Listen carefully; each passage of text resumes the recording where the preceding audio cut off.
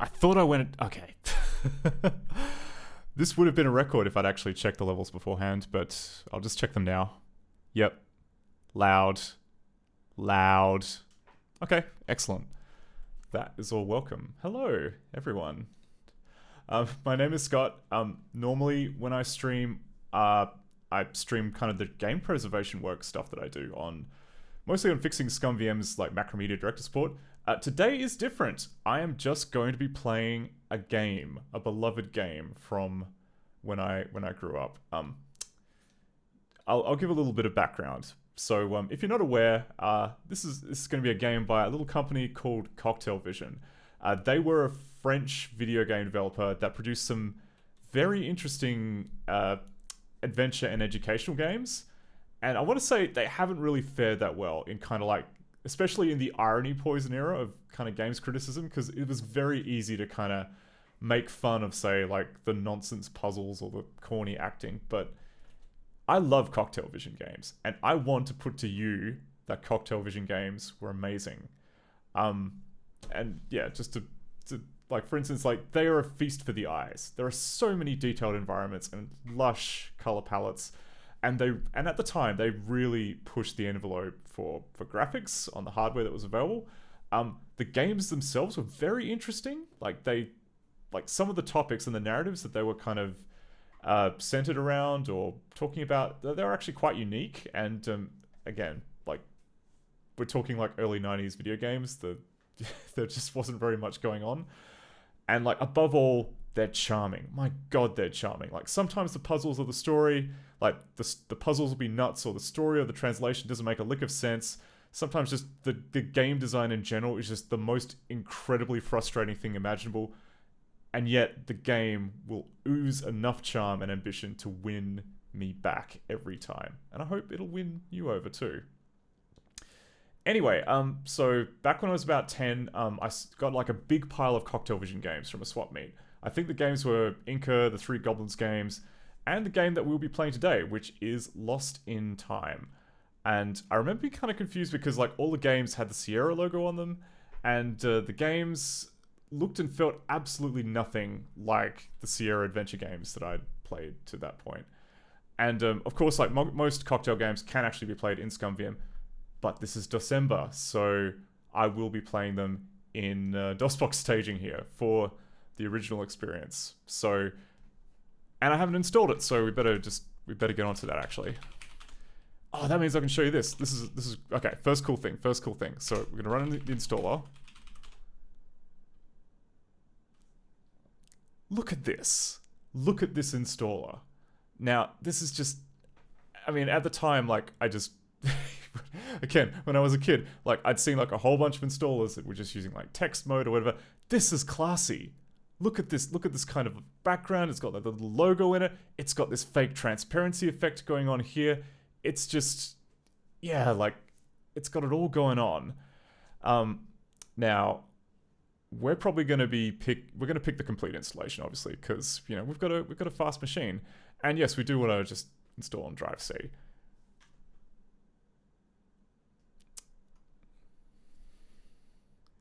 Yep, it's important that you kind of check everything copied properly first before you just jump in and play. Yeah, so this is, I believe this game is from 1993, so you can get this game as a floppy edition, but then you miss out on the lovely voice acting and quite a lot of the navigation, because this game is like a first-person adventure game, and so there's like a lot of transitionary videos, and they're still there in the floppy edition, just very, very crunchy and compressed. So we want to see the most highest fidelity version of Lost in Time that we can. So we are going to be just playing it straight. Oh, advanced configuration. Oh no, that's just for the sound card. Yep, I think we should be good. So let's kick this off.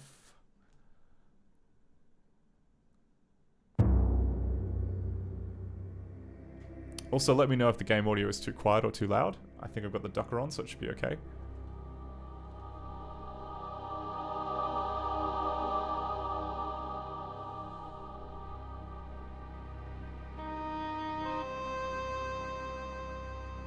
Oh, my head. Where am I? I must be drunk. Or am I dreaming? The ship, the box, the man. And that's it. That's the introduction. The game starts you in media res. Again, like another very strange thing. I mean, I personally can't really think of any adventure games at the time which literally just kind of stuck you out. But really, yeah, we are halfway through the plot. We've already got some paint thinner. We've got some pliers. And we've got a small pipe. And I gotta say, like, 10-year-old me had no idea what in media res was. I thought the game was broken. Like, I literally just started because like, why is this kind of started off in the middle of things and make no sense? But no, it is actually a narrative device. Anyway, so we're here in this wonderful, wonderfully photorealistic guts of a ship. I must be dreaming. This ship is moving. But it was shipwrecked. What am I doing here? A good question. What are we doing here? And as we move around, we start to remember a few things. Oh, nothing. Yeah, it's a bit too dark behind there to see anything. What about this bucket? Okay, this. Yes, that's me. I recognize myself. That's for sure.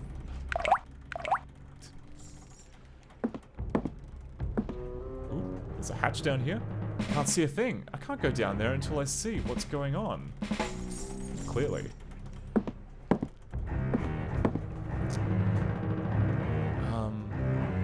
think we turn over here.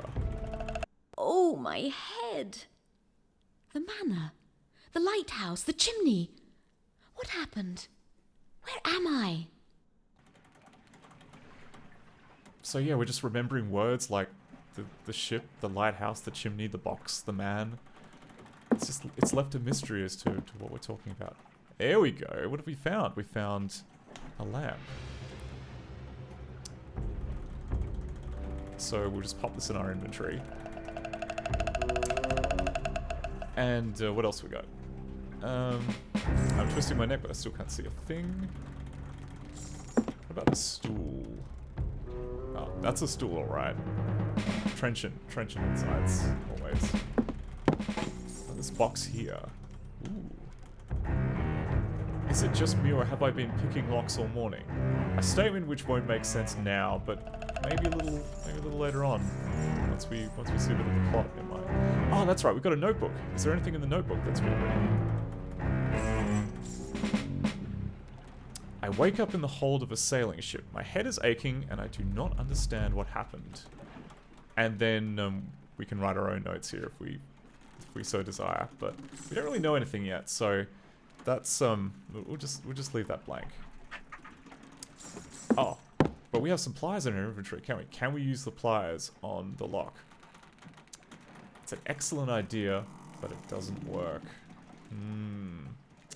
Gotta be a little more crafty than that. What about this stool here? Ah, okay. So we can click on the stool multiple times. So that's mahogany. And what have we got here? We got a nail. We got a nail. So this is quite, this is quite similar in an adventure game. You got to start filling up that inventory quick smart. So of course, when you see a loose nail and you have some pliers, you've got to pick that up.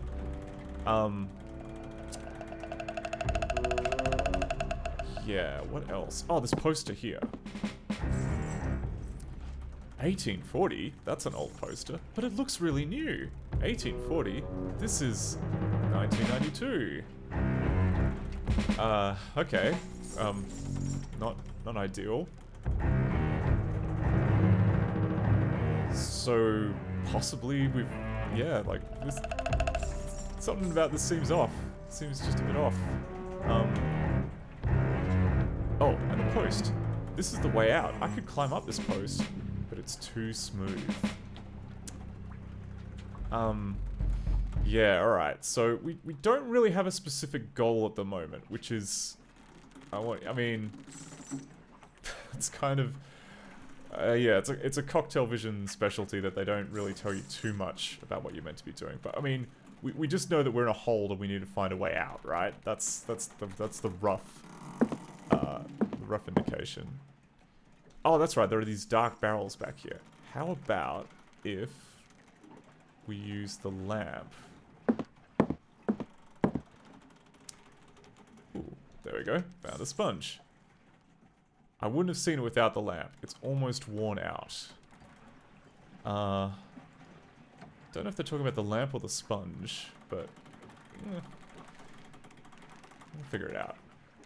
Oh, and there was this hatch down here. What have we... I can't see a thing. I can't go down there until I see what's going on. Well, we can sort that out.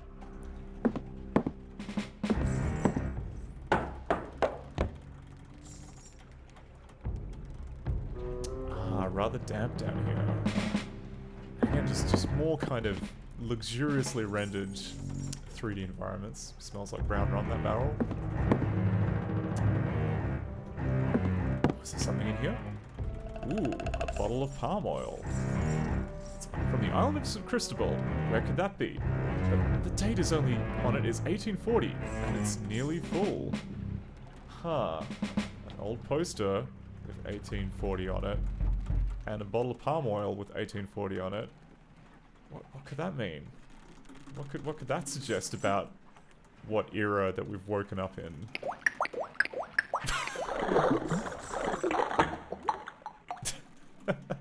I don't think I see this. Oh, a dead rat. Yuck. Disgusting. That'll teach me to put my hands everywhere. I didn't know you could just fish around in the dirty water with your hands and pick up a dead rat. No way I'll put my hands back in there.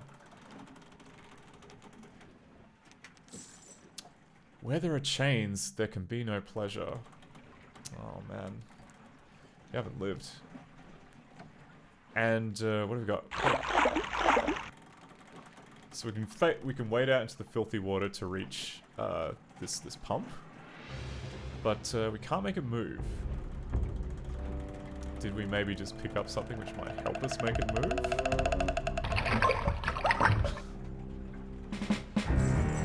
And yeah, sometimes the scale is a little bit weird. But hey, let's get rid of this dirty water.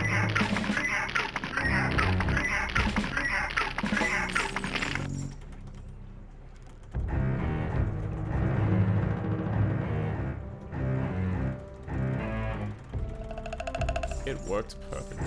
Oh wait, no, I didn't want to go back up. No, I needed to fish around where the dead rat was.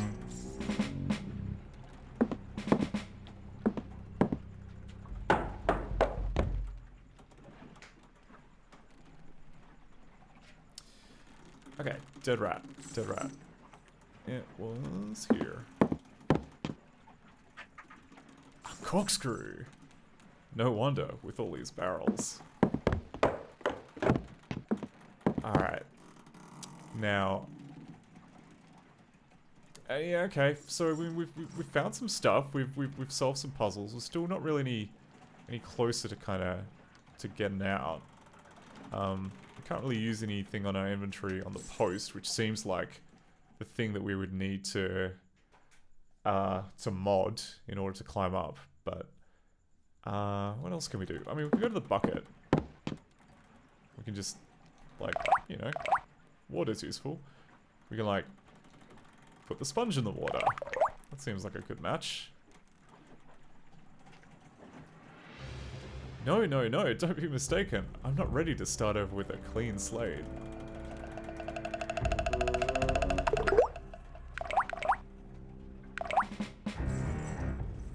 Little things like that just kind of make me wonder, what French aphorism was it based on? Like, is it just kind of common to say that you're starting over the clean slate? Like, I know it's an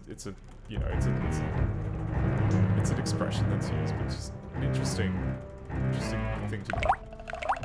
Interesting analogy to make. Oh, and we can also take some of the water in our little kind of squeezy pipe here.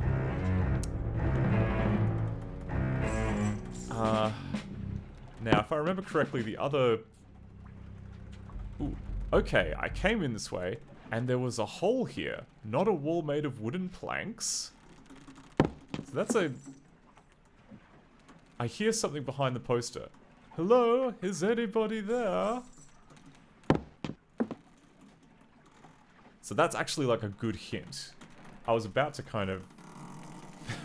I was about to like just turn on Cocktail Vision completely and say, hey, there's no hint for this section, but no, we got a very big hint, which is that there is something behind that. Well, firstly, there is something behind the poster. Secondly, that there is a hole in the wall, which... So, let's just try and peel off this poster. What have we got? We got a knot hole. So let's use the object on the object and open up the knot hole.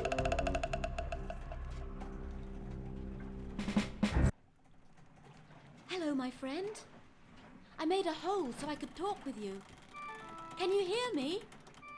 Can you understand me? Woman, one would have to be deaf not to hear noise you are making. You can move around, but I am shackled to the ship. I'm free to move around, but I don't know how I got here. What about you? In the great country, I am Yoruba, the last son of a noble family of Egyptian wizards. My duty is to guard the treasure of my ancestors.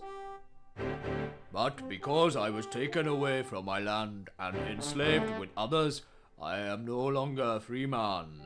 And since this disruption in time, my memory has been wandering. A slave? A treasure? It must be the box with the Egyptian sarcophagus. But where am I? We are on a ship, aren't we? Yes, this ship belongs to Jarlath de la Prunelliere, very rich man. He has plantation and slaves on San Cristobal Island. I lived on the island until Master decided to ship me along with treasure of my tribe. Jarlath? I am here because of him. The slave trade has long been forbidden, hasn't it? Where's this ship going? It is going to that cold land where all the men like Jarlath come from. But I will kill myself before we arrive there. Because I have a knife. You have a knife? Give it to me. I have a better use for it. Why should I give it to you? I have no reason to live anymore. On the island, I left all that made my life worth living. The love of my life. The woman I love. My Velvet. She is Master's wife. But I love her more than my life. We have a child. Incredible. You stole Jarlath's wife? Well, because of the child, you shouldn't lose courage. Give me the knife. I will come back and free you. You must be joking, woman. I am tied to the ship, and this room is sealed tight as a tomb. Don't worry, I'll find a way. I will free you, I promise. And why should I trust you, woman? Even if, for some unknown reason, I believed you.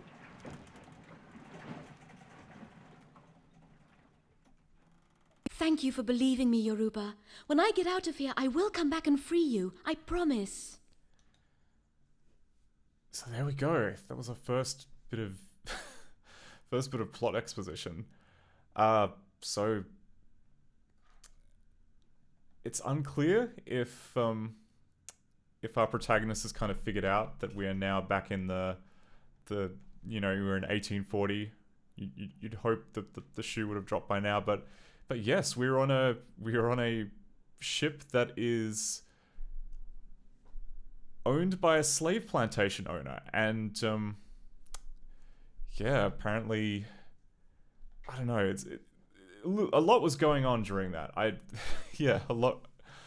Anyway, we've got this knife now.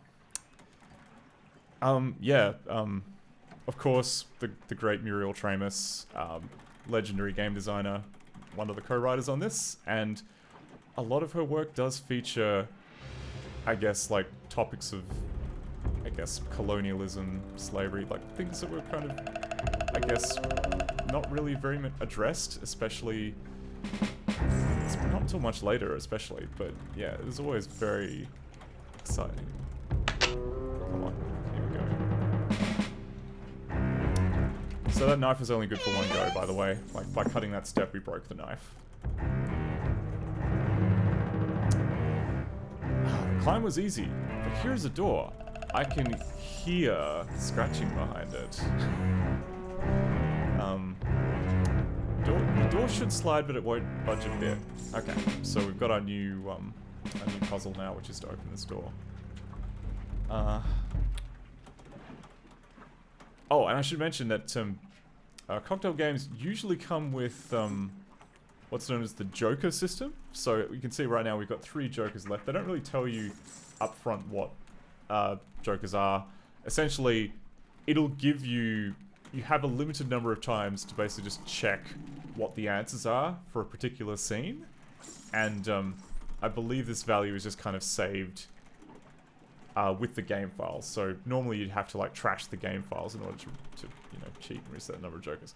However, we will get into later on why this isn't necessarily like a slam dunk for just kind of completing Cocktail Vision games, but it is definitely very helpful, especially in an era before, I guess, easily accessible walkthroughs, game facts, those types of resources. Oh, what else happened in the notebook? Do we have anything new?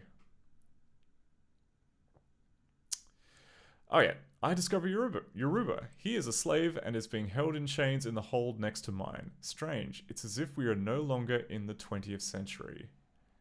So there you go. The penny did drop. Oh, and we can view cutscenes here. So let us go back into the game. Oh, and the other thing that we can do is we can have a look at the map. I'm not sure if we can really go anywhere. Yeah, we just...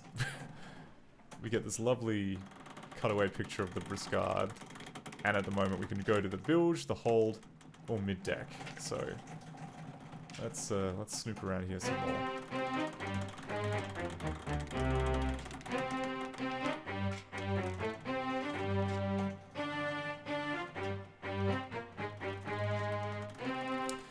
Alright, so what do we got here? We got some wooden pins. Used to coil the ropes. It's impossible to remove. It's stuck. Well, we got just the tool for that. Click it properly. If you bang on it, you will get it out. Good tool applies for banging on things. Yep, some broken lamps. Some more wooden pins.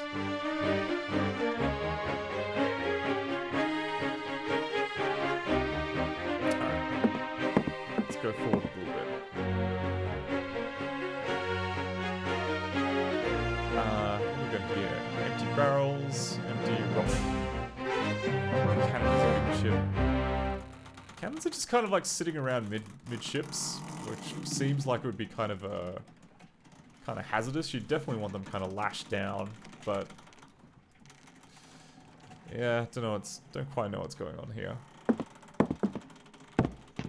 Ooh, what have we got here? We've got a buckle, which we can't really reach. What if we use can we use the pliers to reach it? Can't reach it, it's not long enough. Yeah, I guess we need a can we use the pin? Can't reach it, it's not long enough. Okay. So let's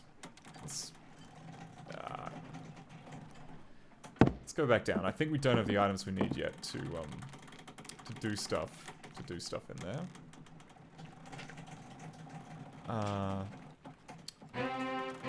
Going forward.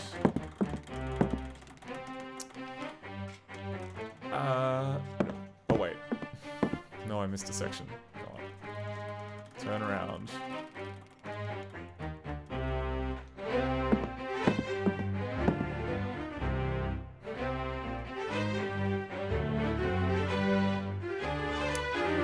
So we've got some containers. Is it cocaine sugar?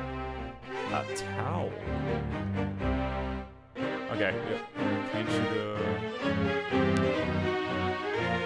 This makes sense for a kind of plantation ship. Ooh, contraband goods. Pillaged loot. Stolen treasure. And a porthole here. That's easy to miss, but I think the porthole is actually used for something quite important, so we'll come back to that later. We've got a... Ooh. Cocoa beans and cinnamon bark. And... I guess a little chariot for the cannon body, which isn't being used. Alright, okay, a ring. I can pull on it as much as I want, it won't budge. So again, we're gonna try the pliers. No, it doesn't do anything. If memory serves, you have to use the towel on the ring. Because the problem isn't that the cord doesn't move, it's that your hand slips off it. That is, yeah, that isn't really made clear. Alright, what is the noise on our right? We've got a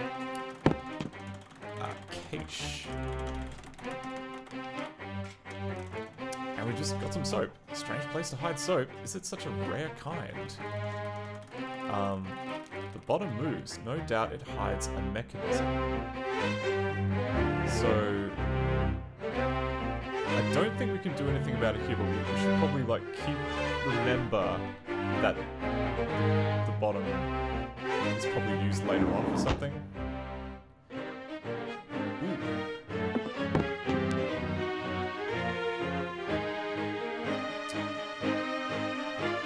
Okay, another fun little bit of pixel hunting. A broken ore. I think I remember as a kid noticing cannonballs, obviously, but then completely missing this. Of course, the fact that you can go into a close-up and it will let you click on things is itself important, because you can see now that I pick up the ore, it just won't go to a close-up. So, yeah, it's just these little things that you pick up. Anyway, I think our original goal was basically to go ahead to try and open this door, and I think we've got the tool for that now. We've got some soap, which should be good for lubricating the hinges. But the real question is, can we just rub the soap on the door? Looks like a good idea, I think, but I need to make shavings out of this soap. And yeah, this is another case where I remember the answer, and you probably would have figured it out with like enough kind of trial and error, but as we all know, the best way to make soap shavings is to jam a corkscrew into the soap. A very good way to get soap shavings. I disagree. I don't think that, I mean, like, if you were to jam a corkscrew into some soap, you would get like a very long kind of, I don't know, you'd make like some kind of mess, but I don't know if it'd be shavings. Anyway, maybe that's just nitpicking, but anyway. Let's open up the door. Probably someone else behind this door. Oh, a woman. But where are you going dressed like that? Where did you come from? How did you get aboard this ship? It's a very strange story. Oh, I don't know what's happening. I must have lost my memory. Where are we and where are we going? It looks like you're in the wrong time.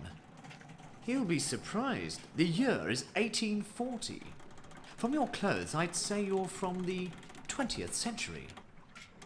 In the wrong time? 1840?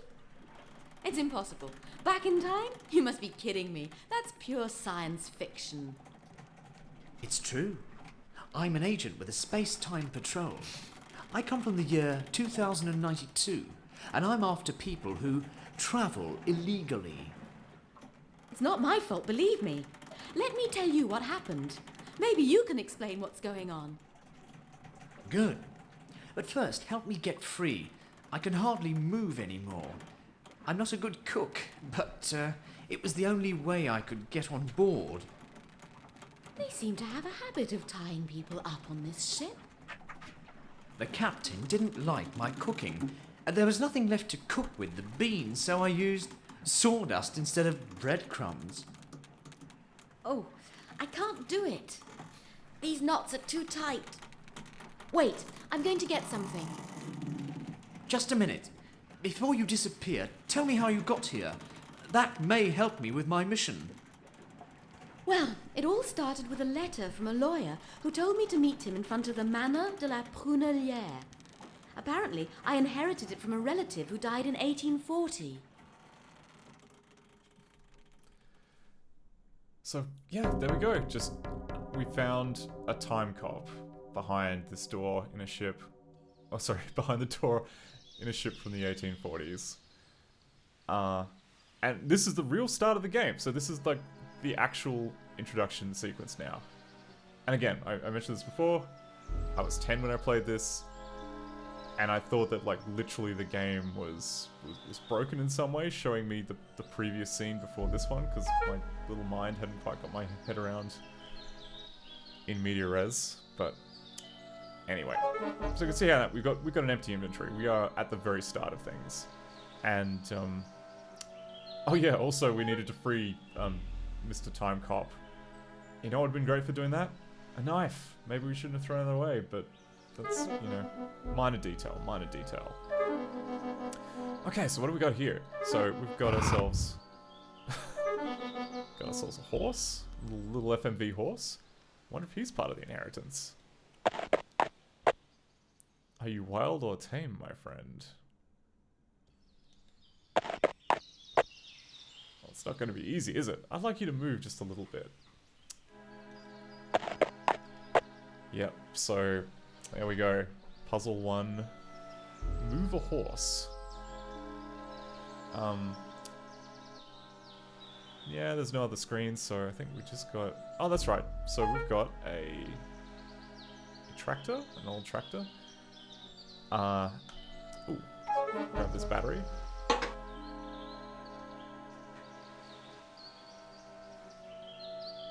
So there we go. Picked up a car battery. And, ooh, there's a toolbox. Some ciggies. Always useful to have in an adventure game. Oh, no cigarettes. Oh, well. I don't smoke anyway. And a pipe. Another weird detail is, like... I mean, you can see that it's clearly like a pipe with a pipette, but it makes a little kind of glass clinky sound when you pick it up, and... For some reason, that just... I could never figure that out. I was like, is this like a special kind of glass that you can squeeze? Is that how this pipe works? But anyway.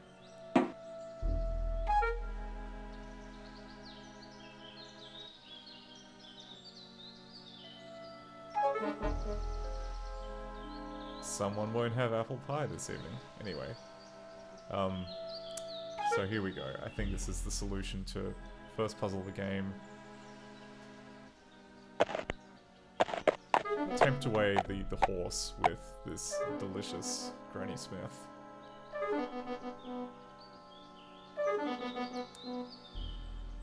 Alright, what have we got here? We got a note attached with a dart.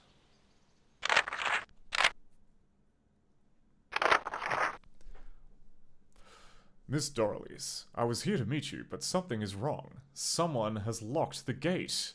It looks like a smuggler is using this house you inherited to hide his loot. Wait here. I am going to get the police. Good. My first problem as a homeowner. We'll get to the bottom of this right away. It looks primitive, but it's sturdy. No problem. I have a metal lock I couldn't open. Alright, oh, did we get anything else in the journal? Oh, that's right. We are no longer in the 20th century. Surprise! I meet Melchior, an agent from 2092, who tells me that the year is 1840. How could I possibly have gone back in time? I tell him.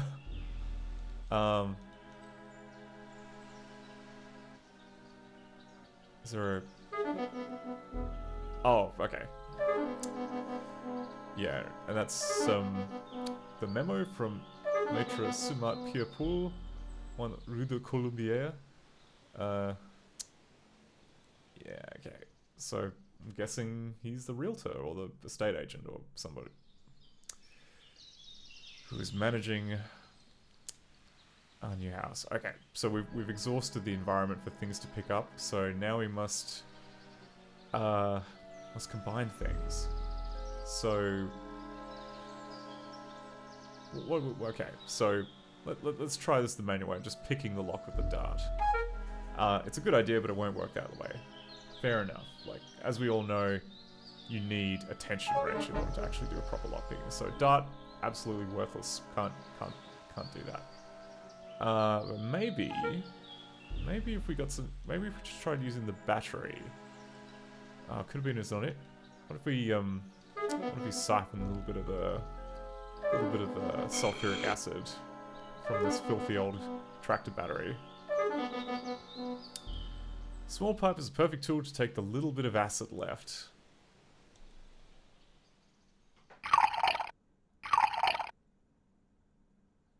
Too much sulfur in this idea, right?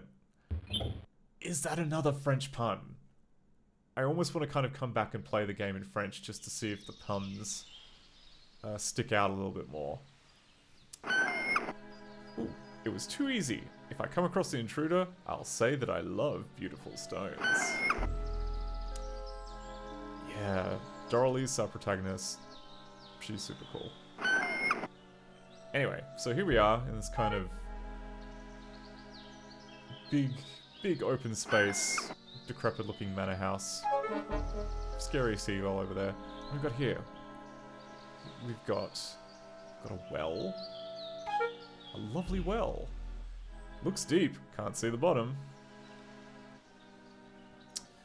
The water is not running. Looks like the water bill hasn't been paid for a long time. Okay, so we can't really use the faucet. What have we got here? Ah, right. And we have a front door. Pile of logs. Yeah, why not? We'll just carry a log around everywhere.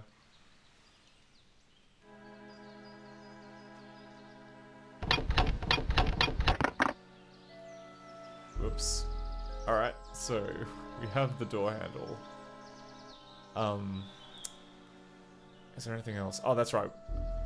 I think this little portrait up here we can pick up.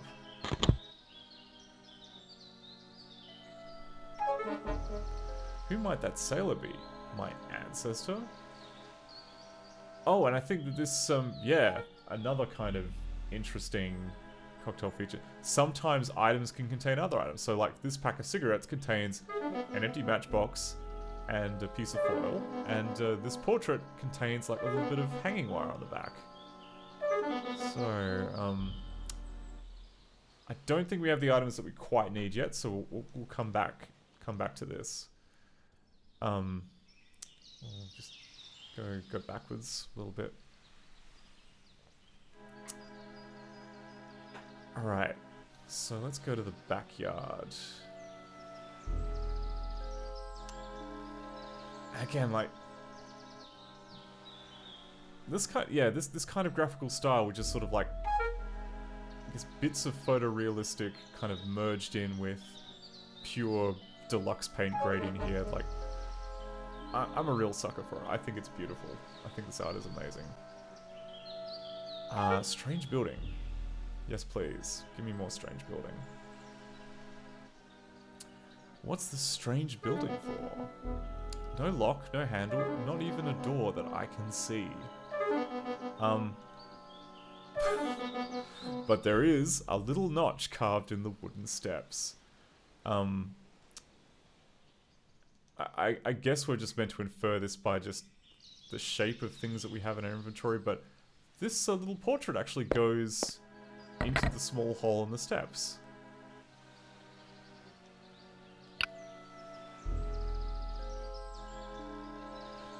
And yeah, all right, we've got some kind of combination lock. Ah, I see. This is a vault. The place must be full of skeletons. Okay. And mostly this puzzle isn't too hard, I don't think. I think because our ancestor is... Well, I mean, let's be honest here. It's the 19th century. Life expectancy wasn't very high. But so I think what we're meant to put in here is his age, which is 29.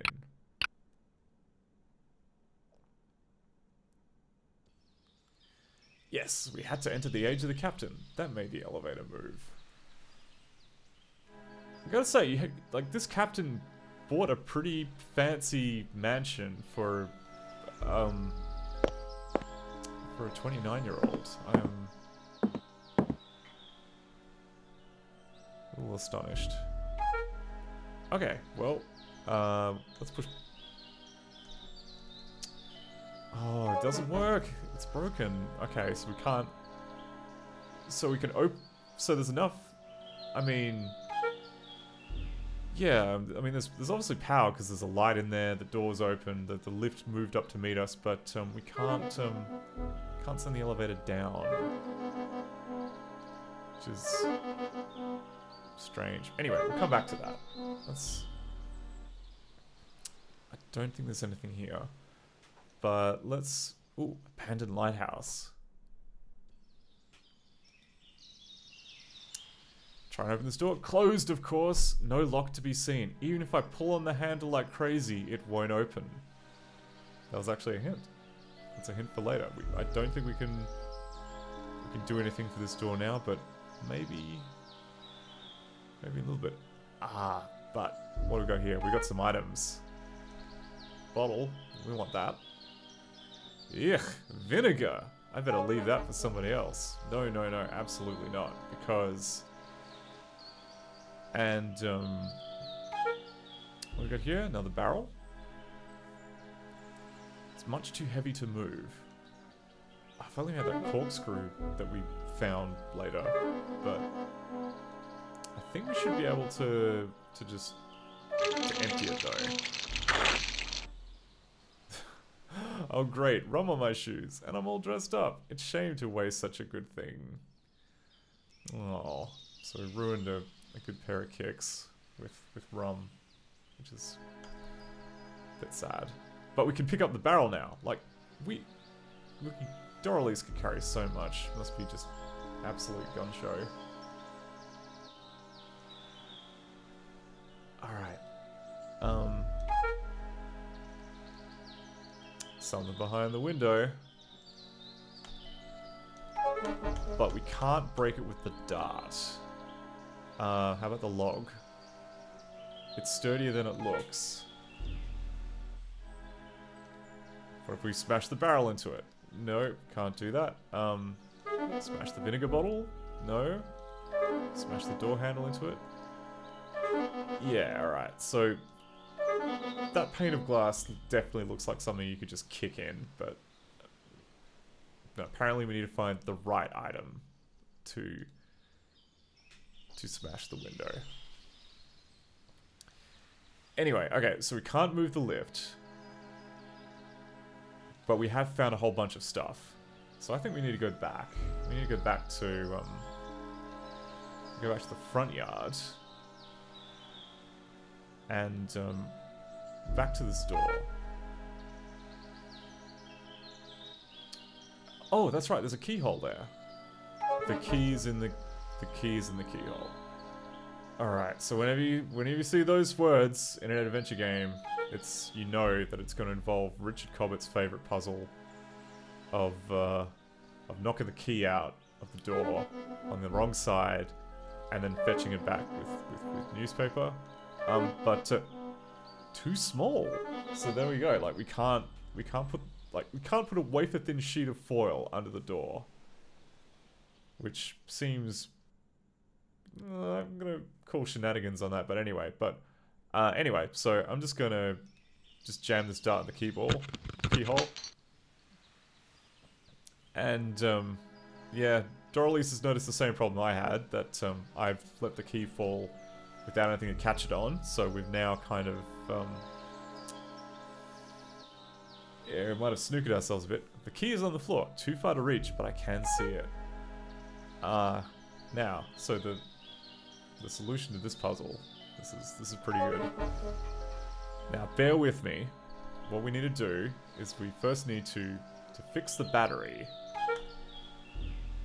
Because, of course, the wine is acidic. It could replace the acid in the battery, as we all know, due to chemistry. Acetic acid, basically the same thing as sulfuric acid. And then we need the door handle. What we can do is we take the door handle and wrap it with this wire that we found around the back of the portrait.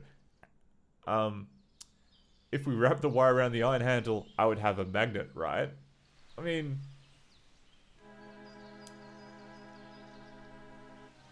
sort of. And then finally we attach this to the battery to invent an electromagnet.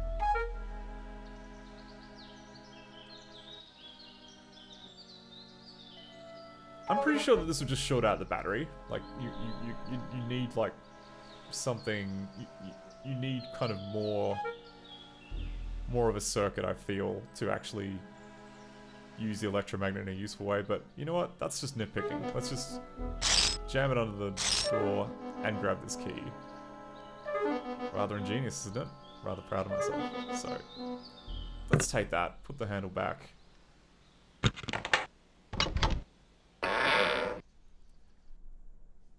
Just a normal puzzle. Just a normal door opening puzzle.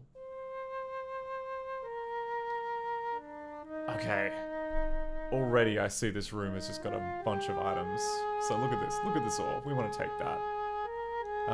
We've got a mystery recess. Every time one of these games talks about a recess, you know that it's going to be a secret passage or something. Fire extinguisher? Yeah, now there is a fire. I have everything I need. Well, this doesn't look like there's a fire, but we're certainly prepared for it. We've got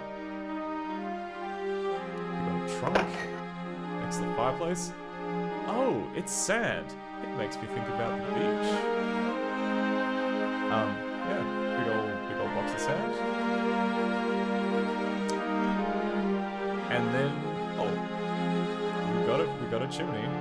So roasting spit, we'll be taking that. Everything for the barbecue, we only need the steaks. Again, not to nitpick, but I think you need a grill for steaks. You can't just like have steaks flambéed in the fireplace. Also, it's probably they're not gonna taste very good if you use a fireplace. Ooh, and then you can see here, what's that strange little thing? But there's a second one on the other side, exactly even with the first.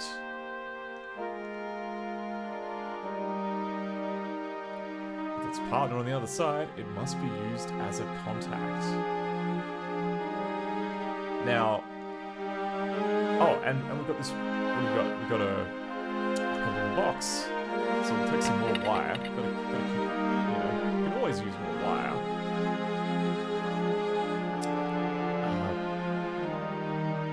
I mean, that definitely looks like a tin, but sure, okay, we'll call it a box.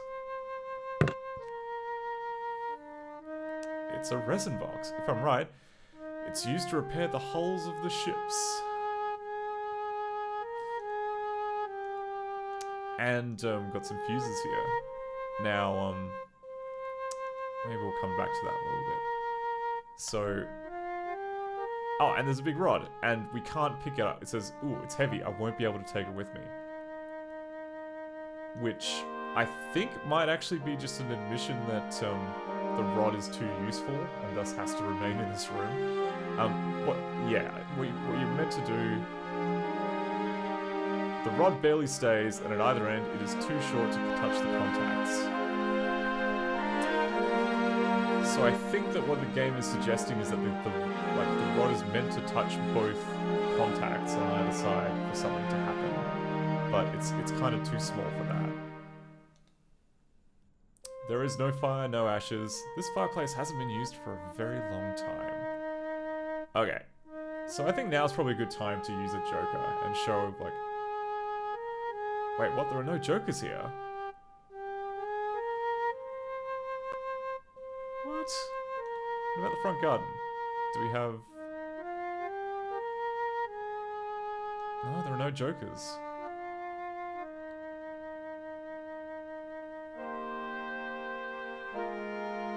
That's very odd. Like, I could have sworn there was, like... Anyway, doesn't matter. What I was going to try and say is that, which I don't think we can show now, is that, oh, maybe we'll show it later. We'll sit on that. Anyway, so... What it's implied that we're meant to do here, but definitely I struggled to figure out as a kid, is, well, I mean, I knew that we had to start a fire. I just didn't kind of quite understand why. And obviously the reason why is so that we can grow the rod through thermal expansion and touch both the buttons. So we have a log. And we don't really have anything else to kick off the fire. But, oh, that's right. And this fuse box here. So it says here, fuse is damaged. As we all know, the one way to fix a fuse is with an incredibly thin piece of foil taken from a cigarette package, which isn't actually foil.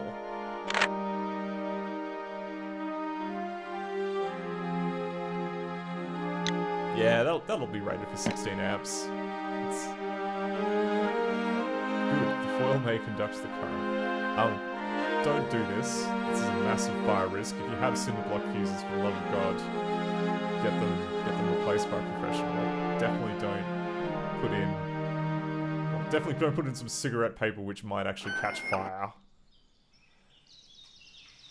But if I remember correctly, like, what that piece of paper in the... Sorry, what that fuse was for is for...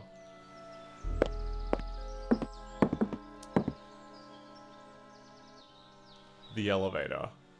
Again, the elevator had enough power to go back up, but apparently pushing the button to go down was attached to that fuse. Here we are in the cellar. Ah, I understand. Those fuses I fixed were for the elevator. Ugh, it's too cold in here. So... This opening is located at ground level and overlooks the front yard. Nice view of the well, actually. Okay, that might come into play later. What do we got here? We've got, oh, just a little bit out of reach. The bottles are placed too high. But we have something to stand on now. Oh yeah, hell yes, this music. It's a very cool piece of music, this. But I think we can stand on the barrel to get at the bottles.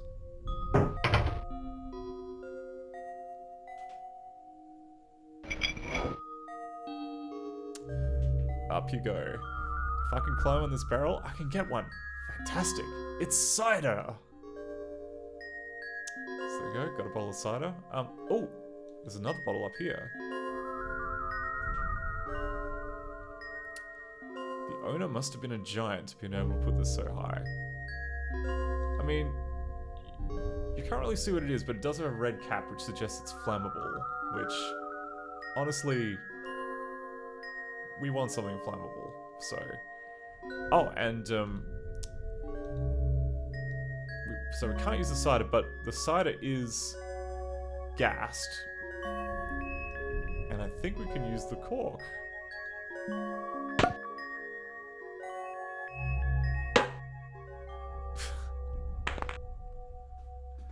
That's a very lucky shot, if I may say.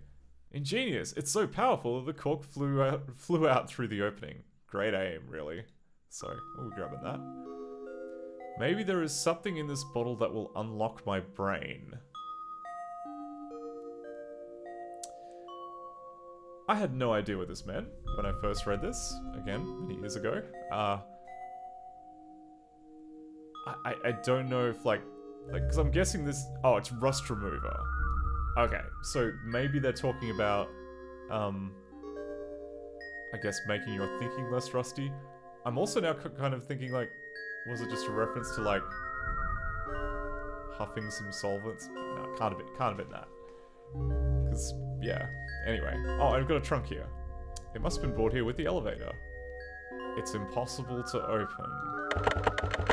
And it's got this, this weird combination lock. I don't think we've got the information we need for that yet, so we'll just leave that be. Hey Sev. The interface was so stolen from the Goblins 3. Well, yeah, it's basically the same. It's the same engine, right? I mean, though Goblins 3 was not first person, so I imagine that part was more kind of similar to what's it called? Like the previous ones they did, like a Ween, Prophecy, a couple others. Anyway, I've been meaning to kind of like look more into like getting assets out of the Goblins engine. I just have never got around to it. Anyway, let's crack on. So we've got cigarettes, roasting spit. Oh, that's right, roasting spit. So we were kind of having a little whinge earlier about needing the right object, just the right object to kind of smash that window. I think we may have that in the form of this roasting spit. Again, it's not particularly sharp, the roasting spit. I think you could have just used any blunt instrument in your inventory, but hey, we've got a cool hose.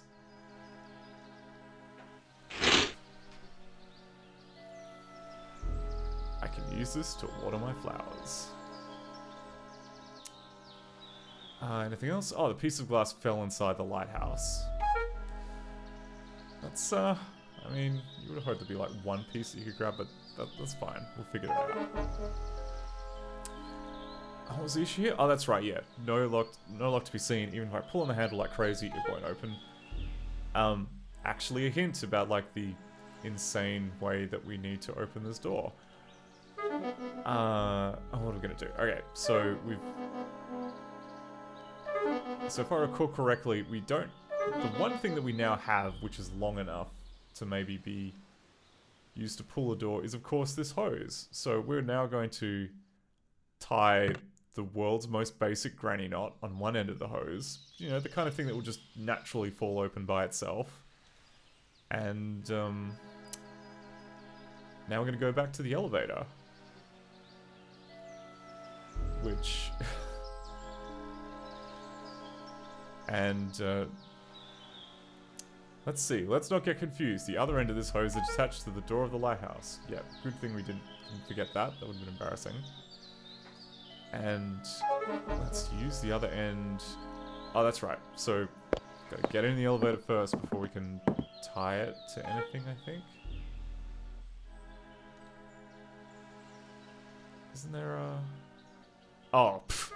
So this tiny blob of pixels here are railing. So you need to attach the other end of the hose to this railing. And now, of course, just push the button. Oh. No, if I go down in the elevator with the hose attached, I could get hurt. That's actually a good point. This seems like a really dangerous idea. But sure.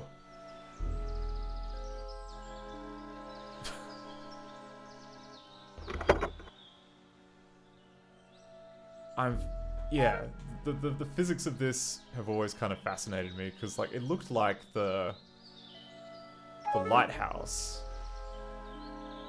like the direction the door opens is a different direction from which you're pulling from the hose. Like, I don't understand how you would be able to open a door using a hose like that. But hey, ingenious, it worked. The elevator pulled the lighthouse door open, but the hose is now damaged. Oh. Anyway, So, first things first, let's see inside this lighthouse. Oh, another thing that we can pick up, a wooden shoe. Cinderella had really big feet. And this wooden shoe has a key in it. Oh, the naughty girl. Look where she was hidden. And I think that the key is for this door here. And the stairs lead to the sea.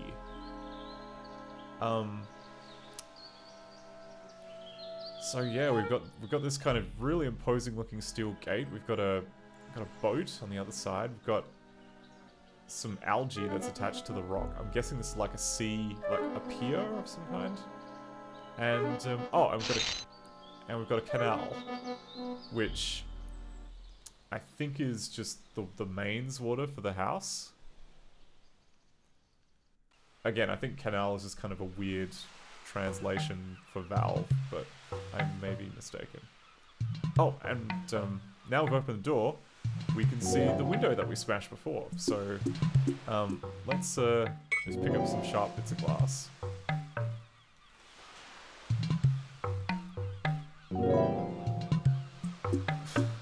It's hard to climb up here. 365 steps. I counted them. Ooh, a window overlooking the sea. Very chic.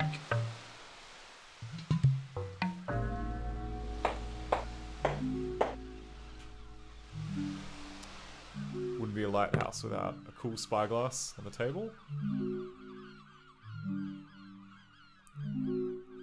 And now we can kind of look around the sea outside. Oh, what's this?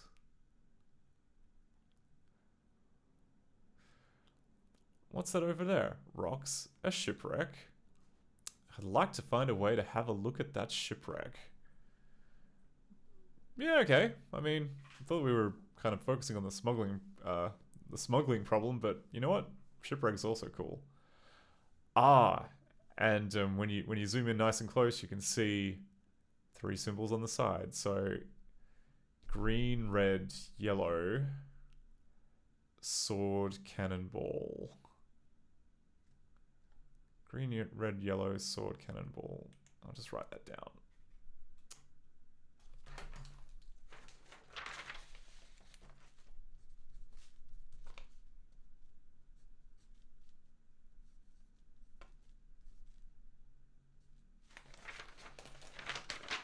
Alright. Because that kind of reminds us a little bit of the chest that was in the basement. Alright, what else we got?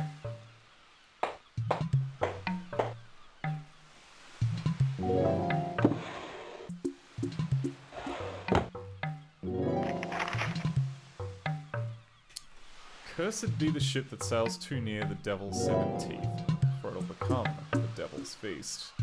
But it is not the fate of the sailor, but is it not the fate of the sailor to sacrifice himself for body and soul? I'm gonna say not the successful ones. They managed to just... I mean, honestly, like, landing on the 7 teeth seems like a skill issue. Like, if you're doing that, maybe get better at sailing. Or navigation, at least. The notebook in this drawer mentions the rocks that we can see with the field glass. Or even with the naked eye. Interesting expression.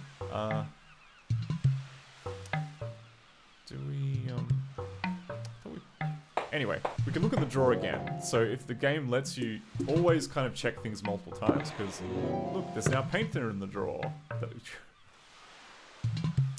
Made with muriatic acid, sure takes away the rust. Okay, now the drawer is empty.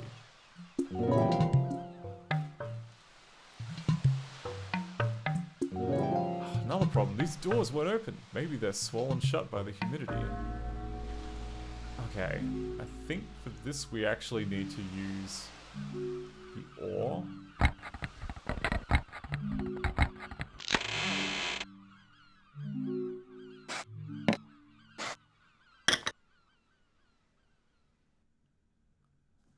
Hey, found a straight edge. Okay. Have we plundered everything in this room yet? Okay, nothing on the dresser, nothing on the thing. We've looked at the spyglass. Time to go up to the lamp. But it is a real lighthouse and perfectly kept. Curtains, probably to protect the light during the daytime. Okay.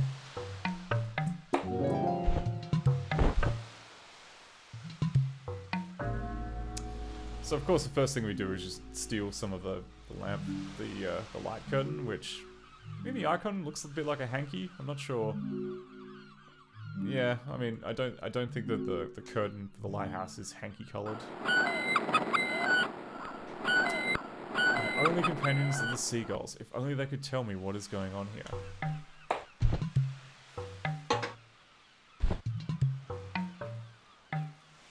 Ooh, and we found a bottle of Caro behind the curtain. Alright, is there anything else we can do? Antique, it must function with kerosene.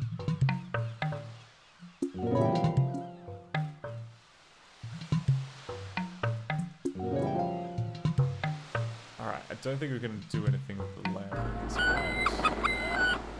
Or the seagulls. Alright, well, we have a bunch of extra stuff. And we can... I mean, we've got accelerants. I don't think we've got anything to kind of start a fire. Which may prove to be problematic. Still no jokers. Alright. Okay. Now... to get past this bit... I think the trick is that, like, this gate...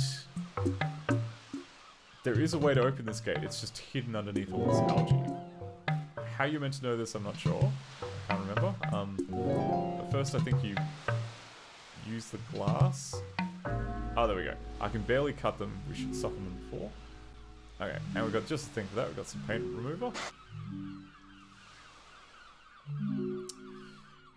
Muriatic acid is strong enough, now we need to scrub, which we can do with a shard of glass. Seems like an odd choice for scrubbing, but hey, sure. And now we have not a button, not a lever, just a hole. And what needs to go into the hole is, of course, the roasting spit. Goes in well, but I can't get anything to move. Probably rusted. So, and yeah, lucky for us. Just the thing for a little bit of rust. There we go. And here we go. We can get to the little boat. Should be able to reach the shipwreck this way. Ah, can't be used. It's full of water. I would need to get the water out to assess the damage.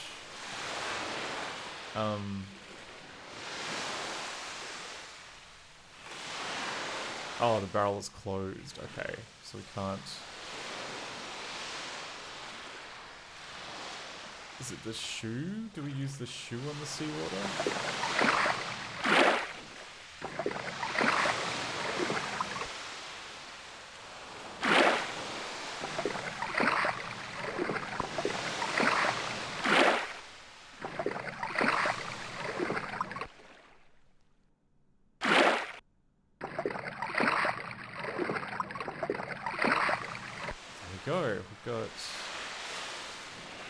We need to plug this little hole. Oh, but we don't have anything to plug it with yet. I mean, I guess we'll jam the rag in there.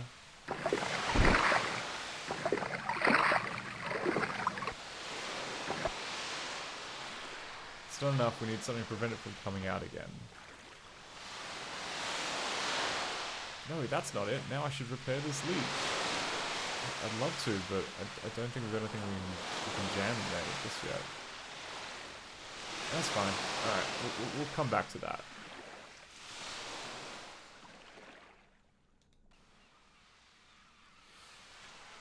Oh.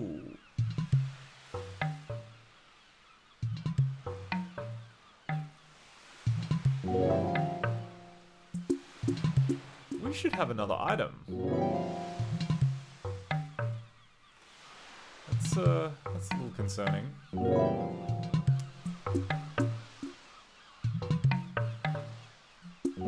hope the game doesn't play like a bad trick on me, because we should have one more item than we have.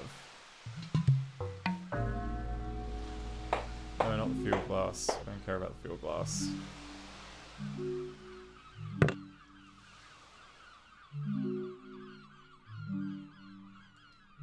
Uh-oh.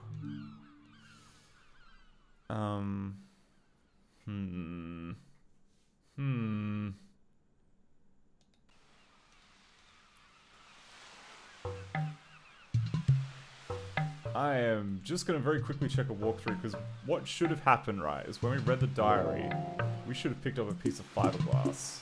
And I don't think we have the fiberglass, which is a problem. Because, yeah. Upstairs, take the notebook from the left drawer. Or maybe, okay, maybe we don't get the fiberglass from there.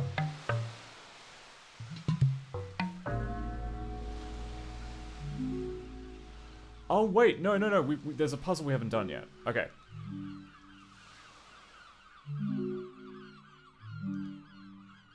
Am I going nuts? Like, I swear the description said that, there was fiberglass in the book, but maybe we're in the wrong... Okay, anyway, we'll do the other puzzle that we know about, which is cracking open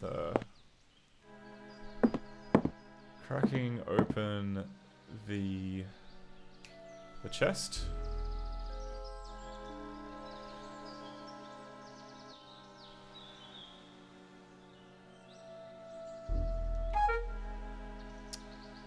Alright. And the combination was red, green, yellow, and I guess because this is an old chest, oh no, it's a newer chest.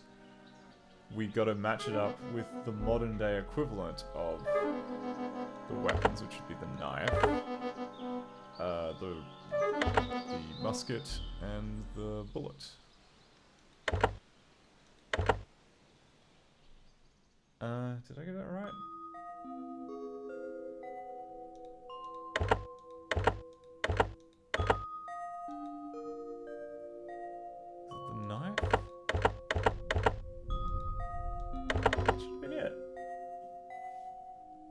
Red, green, yellow?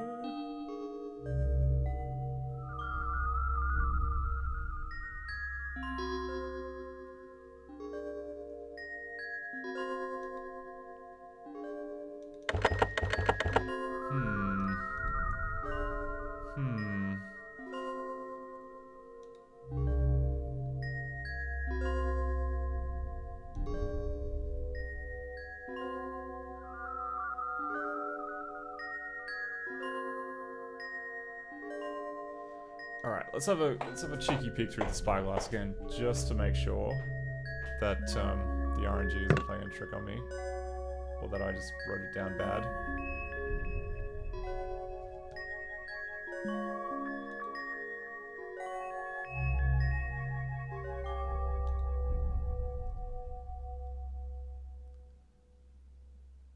I wrote it down bad. Okay, sorry. Yeah, green is the first one. Oops. Alright. Back we go then.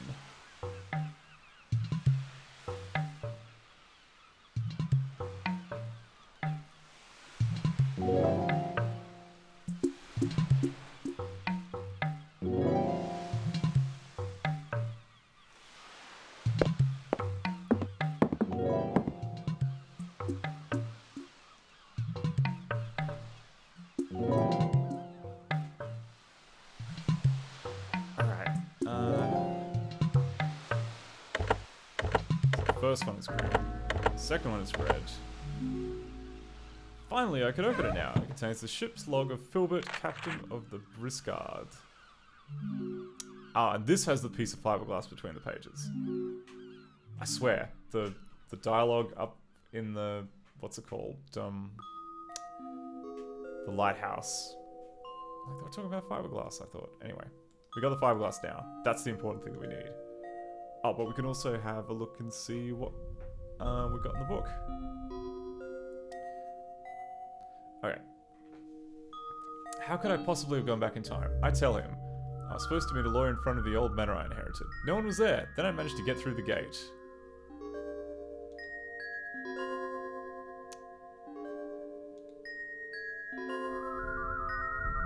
Oh, okay, and this is the log that we just found in the chest. May 11, 1840. The manor lighthouse is in sight. It is a moonless night. The weather is fair with partly cloudy with a cool breeze. I landed the crew in St. Malo. Now I am here alone. After all the years of conquest, the Briscard will ride her last wave. Perhaps I will leave with her.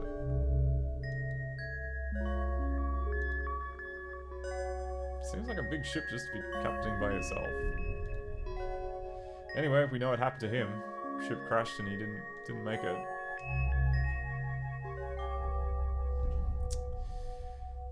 Okay.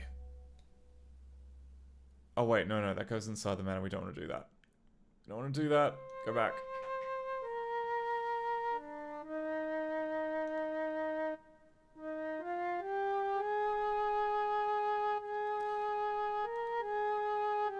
Ah, right. So now, inside the lovely well, the cork from my bottle of cider is in there. So, obviously the solution is... Oh, does the tap work now?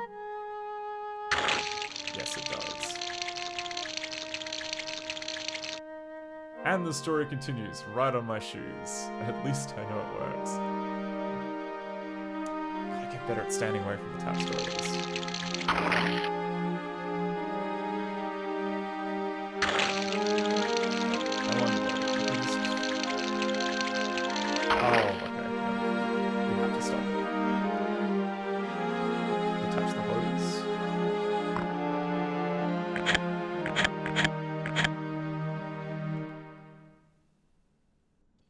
Okay, I'm turning it on. No, I can't do it. The hose is torn. It's going to leak. I mean... Okay, so there's a little bit of a tear in the hose because we did use it to, I guess, drag open a lighthouse door with an elevator. So, what are we gonna do? We gotta... So we can't. So we could make it worse, but we choose not to. What we need to do is we need this piece of fiberglass that we found. Start of a good dressing. Now we must reinforce it, and for that we use our old friend resin. And look, it magically melds into the hose. Well, the place where the hose is repaired has hardened. I mean, that sounds legit. That sounds like it would work. And now we can fill the well. So just dunk that hose into that well.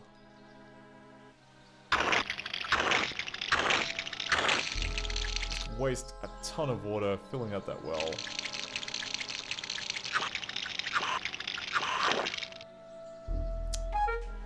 And there we go. What an effort. All for a simple cork.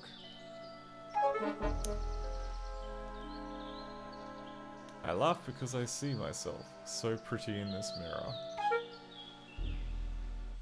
It's charming. It's so charming. Anyway. What have we got? Okay, we've got the cork now, which means we can go back to the lighthouse. Or rather, we can go to the pontoon and repair the boat. Somehow the rag has remained in place, but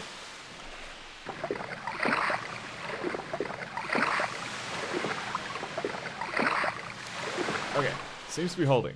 I think it's more or less waterproof.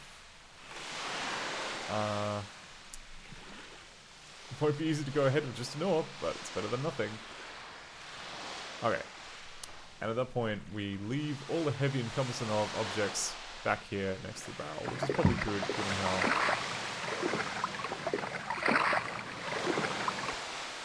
how leaky this boat is.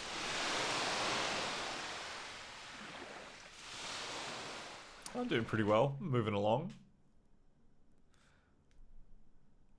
Getting close to the shipwreck. I can see it now.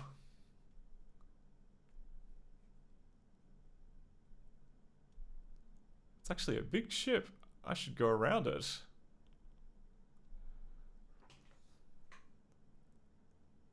Oh no, what is happening? The boat is going towards the rocks. I'm gonna crash.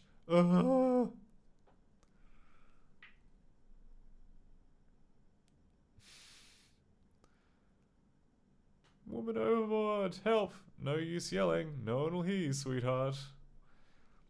The shore seems closer this way. I won't come back the way I came. Too bad it isn't closer. Oh, what a scare. I never thought I'd make it. I'm wet, but safe and sound. So here we are. We're just in this little shack. Okay. We have a cliff. I could try to climb, but with bare hands, it's clearly impossible. And we have a fisherman house. And if somebody should be here, traffic doesn't seem too heavy. Guess that means we're okay to break in then. This time there are no locks to break. Alright, what can we pillage? Ooh, primitive, but it works. I should climb up to have a closer look. Okay. How about this dresser then?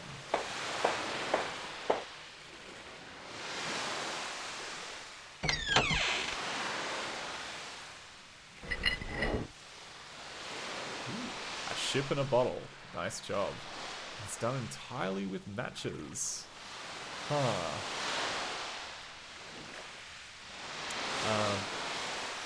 Let's open the dresser again.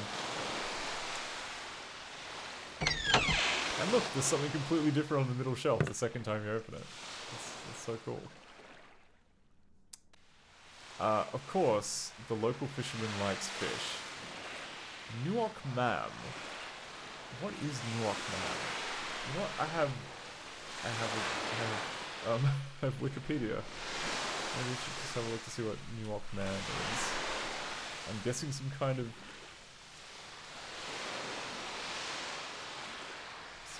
booze, some kind of fish, or maybe fish sauce. Oh, it is fish sauce. Okay.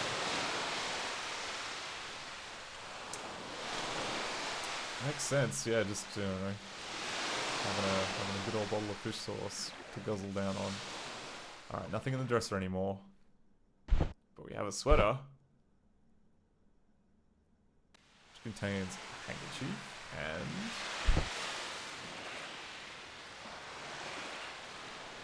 a nail.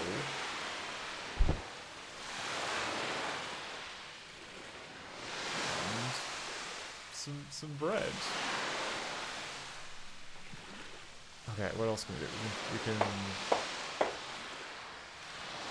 let's move, Oh, there's a notebook that's used to steady one of the legs. It belongs to someone named Melchior. Holy wow. Hi there, Old School Jay. Good to see you. We're in the middle of playing Lost in Time, a French adventure game. It's a very French adventure game. Very difficult to kind of explain where we are, but essentially we've just inherited like a mansion that is apparently being used for smuggling, and we have no idea kind of what is. The game just kind of like leaves you to just wander around figuring out what to do. So we've just kind of almost barely escaped death. Like we paddled over to a shipwreck. That didn't go so well. We managed to crash the boat. But now we were just kind of like pillaging the belongings of some poor fisherman whose house that we've just found. Anyway, and we found this mysterious notebook, which belongs to another character which I think we're going to catch up with in a little bit. So anyway, let's get back to it. Okay, so if I recall correctly, we've got to move this chair. Always got to move the chair. And then we can get to this this keen-looking chandelier. Very keen-looking chandelier. Yep. I mean, got to stand on the chair, and then you can you pick it up? Oh, that's right. There's like a...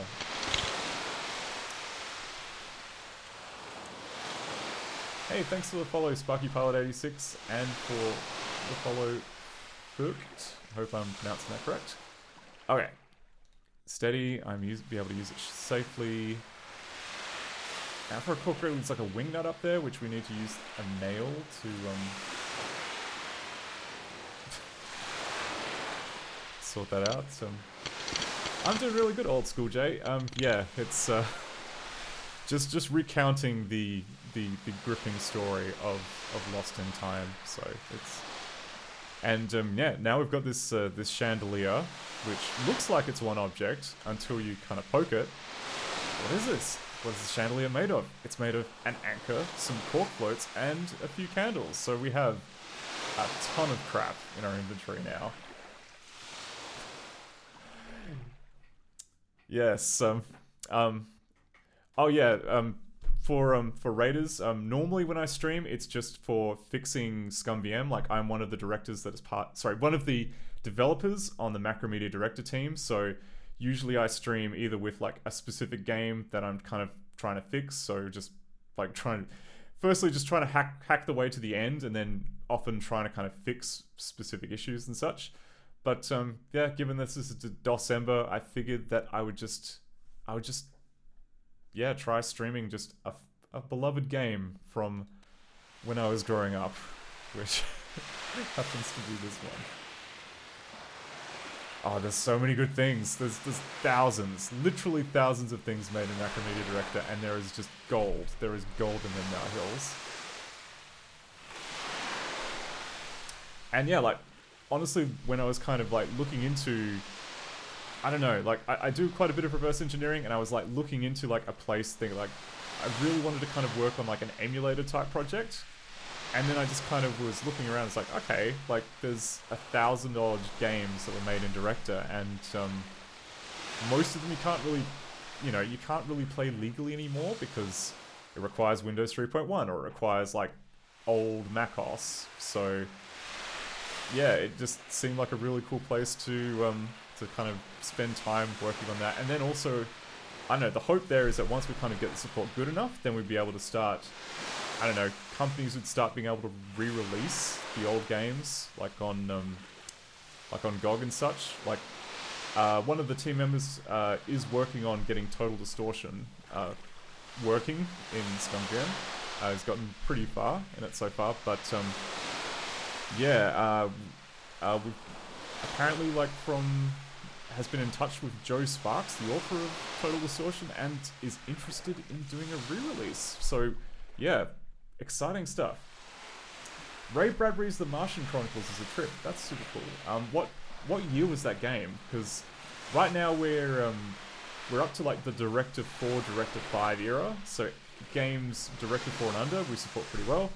Games that are Director 5, we have preliminary support. I still have to like add a lot of features to make Director 5 work very well.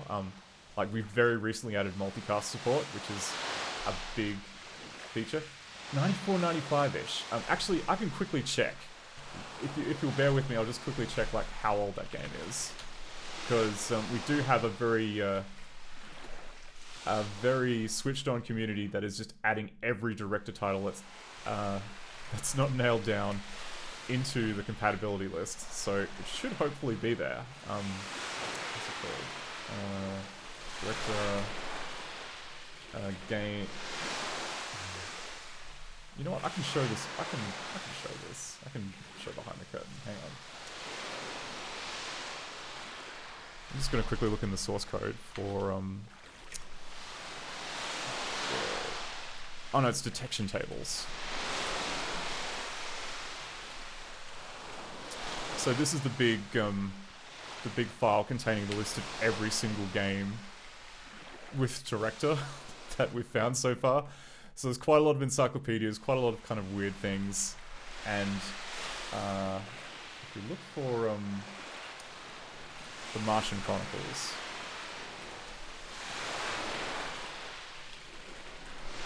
Yeah, okay, Martian.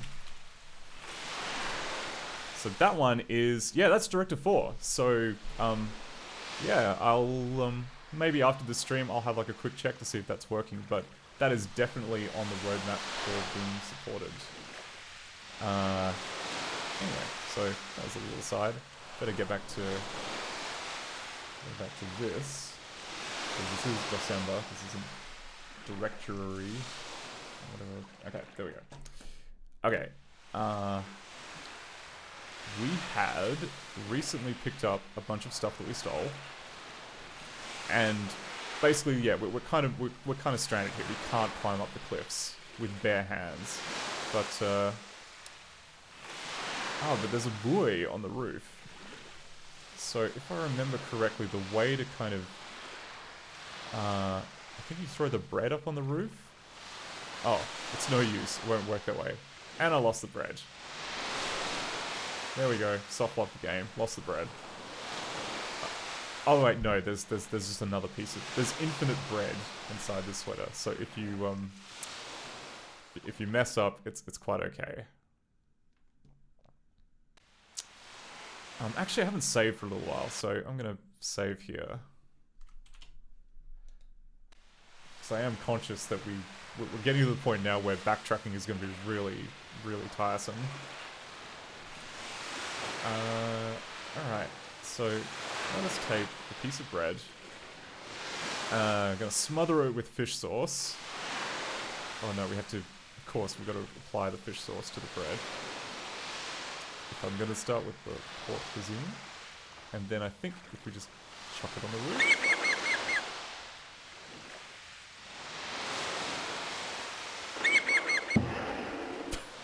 Okay, that makes perfect sense.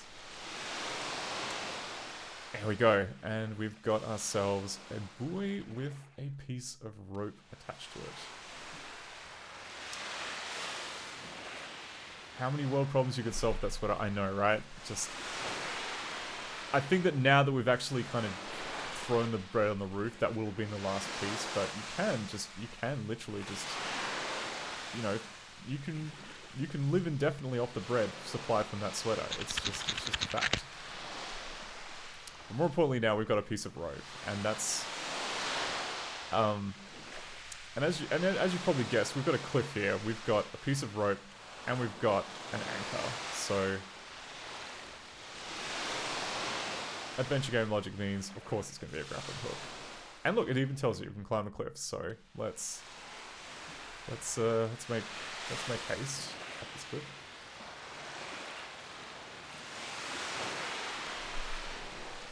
Hey Clever, thanks for stopping by. It is, I don't know. I honestly, like, I'm not really that much of a game player. Like, I do kind of, sometimes I do, and then I kind of fall more into times like, I'd rather be just making this work, or I'd rather be like, I don't know. It's like I get the kind of weird Sudoku, fun, you know, what's it called? It's like the puzzle crack, the fun Sudoku puzzle crack from trying to like make ScummVM and everything work. Okay. What do we got? We got so we got a pack of ciggies. We got a. Oh, okay. We've now reached the point where I got stuck as a kid without a walkthrough back in the 90s. So, this is the lovely manor that we've inherited under mysterious circumstances. All we know is that we've got this one room which has an alcove on the back wall. So clearly that is a way that you need to. That's got to be a secret passage. It's always a secret passage if it's an alcove. And we have this chimney. which has these little contact-looking things on either side of the fireplace. There was also a big steel rod, which we then put in the fireplace, and oh man, you nearly beat an indie game, and the very last cutscene bugged out. Oh, I feel that so hard. Like, the previous game that I've been like spending a lot of time in Director is called The Dark Eye by Inkscape. It's like a weird claymation horror game about Edgar Allan Poe. Anyway, like it's very interesting and unique. It also is quite, it's just, there's been so many problems, and then I got to literally the last mouse click of the game thinking, finally, okay, I've like really kind of, busted my hump trying to get all the bugs sorted out, and there we go, last mouse click, and it crashed. And it crashed really bad, and the fix required like having to rewrite a whole bunch of like the compiler that we use, like the scripting language that the game uses. Apparently there was like a completely different I don't know, like in Java, like you know how JavaScript has eval, which lets you basically just type in code and then as a string and then evaluate that. Like that function operated in a completely different way than I was expecting. It was allowed to have, and it was all just because like the developer added a bunch of garbage on the end by accident. Like there was a bunch of typos, and every time there's a typo, we have to support it. We have to like figure out why the typo works and get that working. So yeah, I feel you. I feel you when like the last click is the thing that kills the game. Okay, rant over. I'm not going to rant about Inkscape anymore. We're going to start this fire, because obviously the way to touch the buttons on either side is to start the fire, and through the magic of thermal expansion, make this rod grow an extra 20 to 30 centimeters. I really want to know what kind of alloy this rod is made of, because usually it only kind of expands by like a little bit, like a few millimeters, but hey, it's it's an adventure game. We'll cut them some slack. Okay, so oh wait, no, we need another item. Okay, so this is the puzzle that stumped me all those years ago, and that puzzle is, how do we get the damn matches out of this bottle? So we have a ship that's built out of matches, and yet it is kind of stuck there. So actually, first off, we should go back to the ship and get all the cool stuff that we left behind.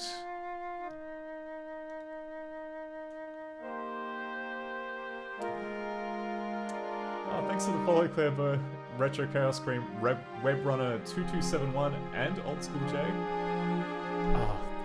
I don't know.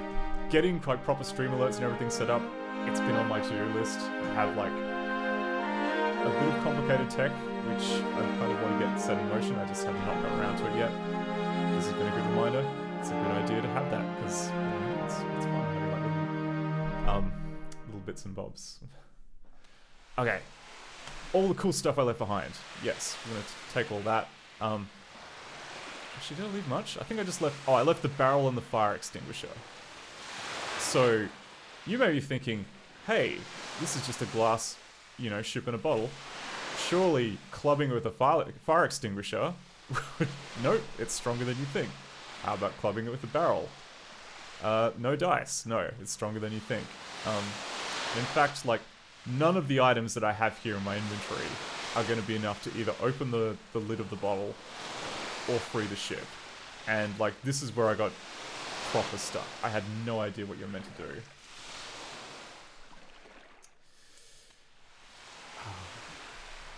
I know what you mean, Old School Jay. I'm trying not to kind of, like, get too, I don't know, bogged down in what like other streamers are doing. That said, like there are some people that I follow who have like very good, like they put the time into kind of using tools like Sammy to make very interactive streams, and it is kind of enticing, like just to have, little fun things out of the box that you don't normally get with, I don't know, the stock tools.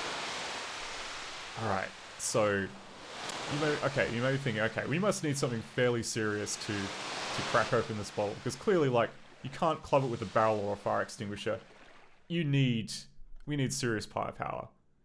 So, what you actually need to open this is a piece of hose that we just fixed earlier. I'm not kidding though. So no, we went through like a whole process, right? Like we basically we wrecked this hose by using it to tear open a door. By like we tied it to an elevator so we could use it to tear open a door, which broke the hose. We then fixed the hose with some fiberglass to fill this well.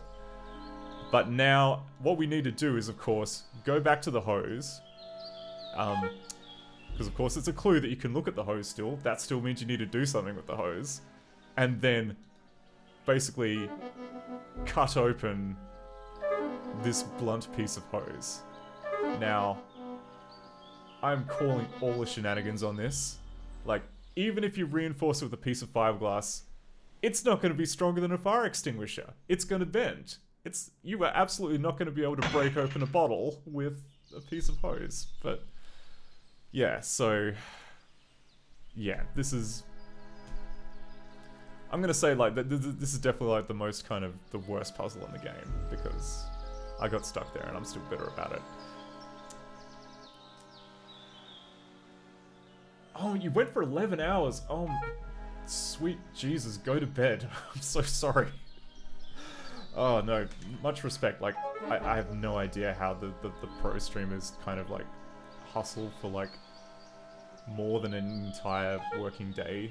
It just eludes my mind. I just, you know, I start to kind of, like, I start to flake out at around, like, the 3 hour mark, personally, but, absolutely, yeah. Thank you so much again for the raid, and yeah, have a good night. Oh. Anyway, okay.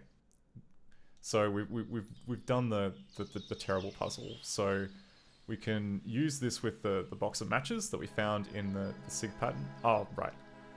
We can't do that yet because we don't need to start a fire.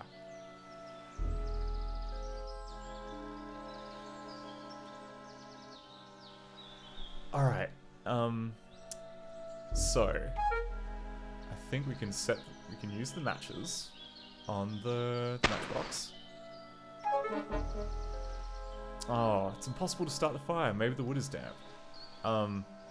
So, to sort that out, I think we need to put the handkerchief under the log. Then we just douse the log in Kero.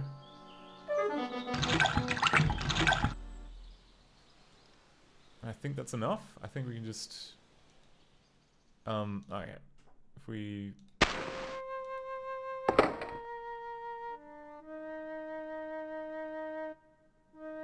Oh, the heat expands the rod, it touches the contacts, but what is it made of?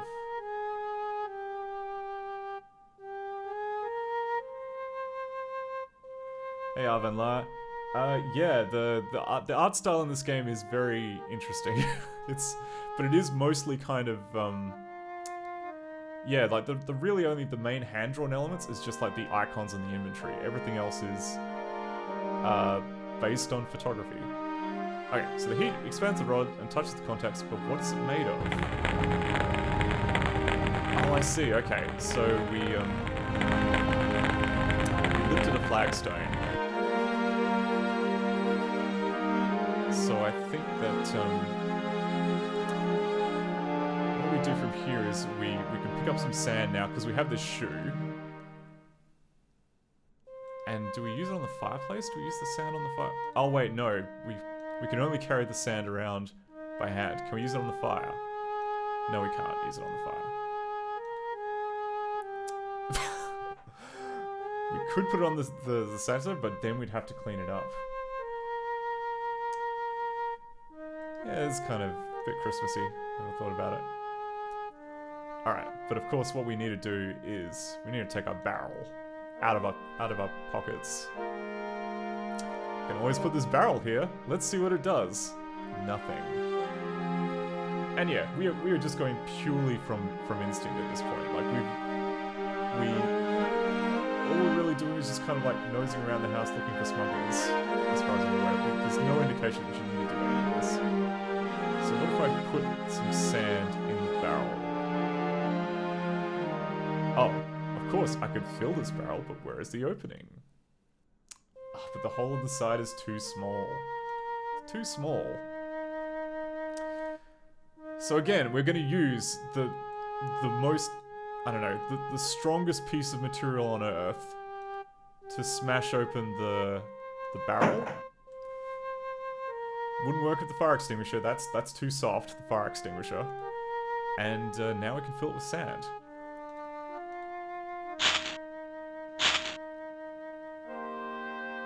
Oh, but there's a leak. Before I try anything, I better stop the leak.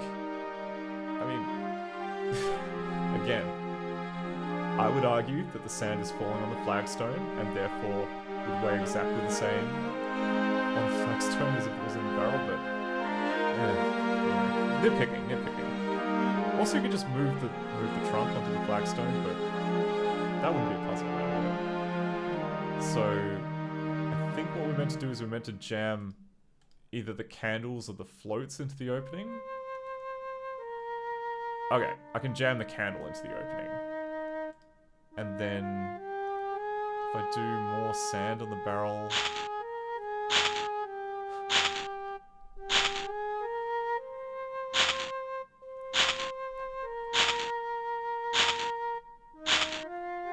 Of course, a passage open in the recess. It must lead to the sea. Should I go or should I stay? Well, actually... Oh, now you can get the jokers. Okay, so I'll quickly save here and then I'll show off what it means to get a joker. Because this is one of the nice things about the game. And this, so if we use a joker,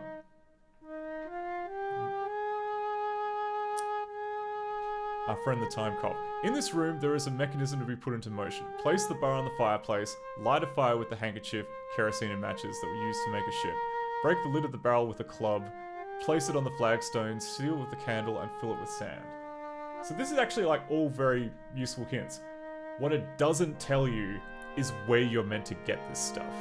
So I could back in the day, I could read this and I was like, okay, the matches are very clearly from the damn ship in a bottle, but no mention of how you're actually meant to get the matches out of the bottle. You just assume to have it, and then same with like all that other stuff. So that's kind of the double-edged sword of the Joker. It'll just tell you what items you need to use in that scene. It won't tell you how to get them or how to and stuff like that. Which I think, honestly, that's an okay compromise. That's definitely better than no hints at all. So anyway, I descended a long and damn tunnel that went under the thing into the shipwreck. Oh, a passage opened up that goes under the sea and into the ship. Oh no, it closed behind me. Oh no. Okay, so we're now trapped here on the shipwreck. We must have walked a really long distance away from the shore to get here. And, yeah, okay, so we can't go in here because it's pitch black and might be full of ghosts. Can't take this lamp. There is a puddle. And a mystery box. Danger, and just your standard danger, lethal gas warning. How long is it there? Looking the way it's been closed, it must contain a treasure. So... Ouch, what a shock. That's not gas, that's electricity.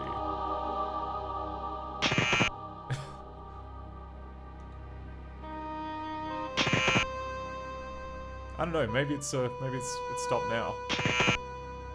Okay, fine. Alright. So, yeah, we're not really going to get very far with this, Oh, but there's an opening. Wonder what's in there. It's not possible to guess what's in there just by looking through the opening. I mean, not with that attitude.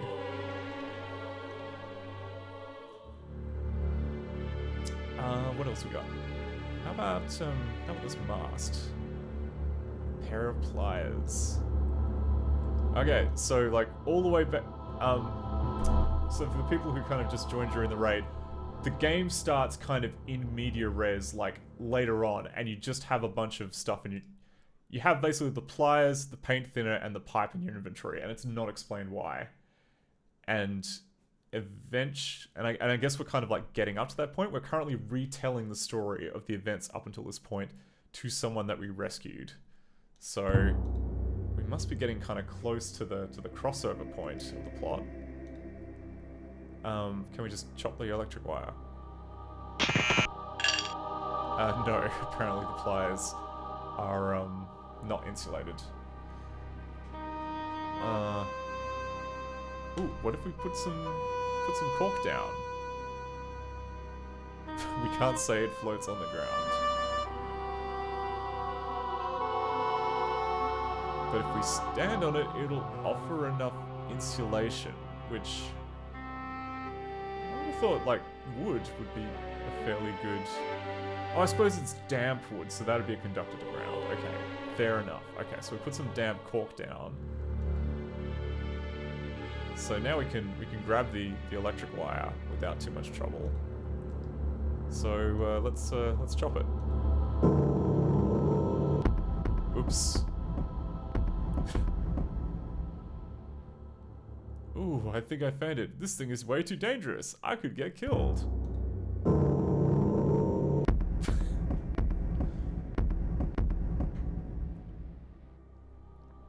Ooh, it's not that I'm a masochist, but the gas tank should be empty sooner or later. See, that's the spirit. Let's just keep touching this lethal chest until the poison gas. Looks like someone wants to do me in. Oh, maybe good for plugging the leak. Unfortunately, we left all the candles back upstairs in the manor, and we can't go back. So I don't think we can plug this leak. If I recall correctly, what you're meant to do is you're meant to... the lethal gas is triggered by trying to, like, cut the wire. So what you're meant to do is do a bridge. A diversion on the hot wire. And then I think you should be able to cut it.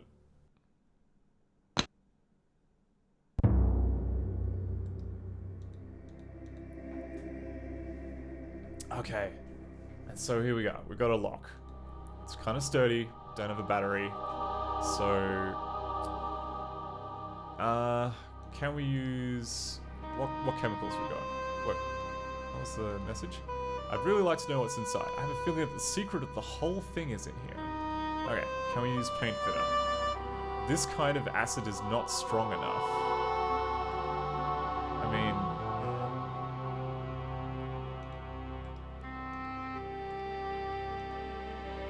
I guess, oh, okay, right. So there's a filthy puddle over here. I think we can just take some of this, this puddle water. Fill the lock with it. And use our trusty fire extinguisher. Which, as we all know, makes the lock incredibly fragile. A clean job without any complications. The treasure is mine.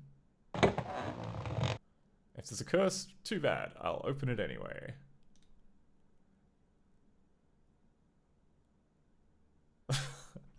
Oh, an Egyptian sarcophagus, all in gold. That's a treasure, but the strange glow around it. Could it be radioactive? So, yeah, that was the treasure.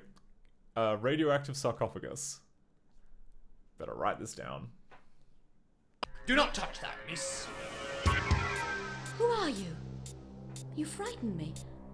I didn't hear you come in. And you, what are you doing there? You are too curious.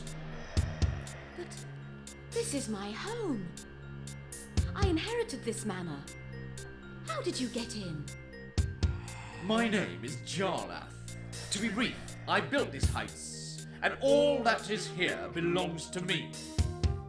Inherited, you say? You inherited it from me, then? Strange. Your face reminds me of someone I once knew in the past. Oh yes, I remember who you are. It's not important. This house was built in 1840. But I am sure I have never met you before. I don't care if you understand or not. Your intrusion disturbs me. If I let you go, you could disrupt my plans. You aren't going to kill me, are you? Oh no! But I have a better idea, and you can't do anything about it. Goodbye, miss. As I ran after him, I was captured by a strange whirlwind that left me unconscious.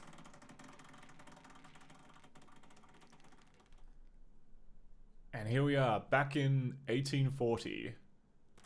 I know what happened. When Jarlath saw you, he jumped into the past. And since you were following him, you went back in time too. So it really is possible to travel in time? Oh yes. In the time I come from, it's possible to go back in time, but not into the future. A gold mine for dreamers and bandits. A committee was created to regulate travel in time. They enacted laws and established a police force. I was attracted by the adventure, so I joined. And what is your mission? I'm after the infamous Jarlath you met in 1992. He stole a sample of a superconductor that is extremely valuable to the Defense Department. Unfortunately, it is also extremely radioactive. Ah, the sample must be what is hidden in the golden sarcophagus close to Yoruba. That explains the glow when I opened it. But what does Jarlath intend to do with it? Thanks to you, now I know that this ship is going to sink off the coast of Europe. The treasure is going to be safe and close to the manor. But since I inherited the manor, the owner, Jarlath, must be dead. And I am his descendant. He seems very much alive to me. It may mean that in this time period we are in now, you are going to kill him. Your theory is rather complex. I haven't killed him yet, but I have killed him. Careful, perhaps he will kill you. When he left, he said that he knew you, and then he went back in time? Yes, he said that I looked like someone he knew in the past. What do you think he'll do? Kill one of my ancestors? I think his plan is to eliminate you. We must stop him. He interferes too much with events.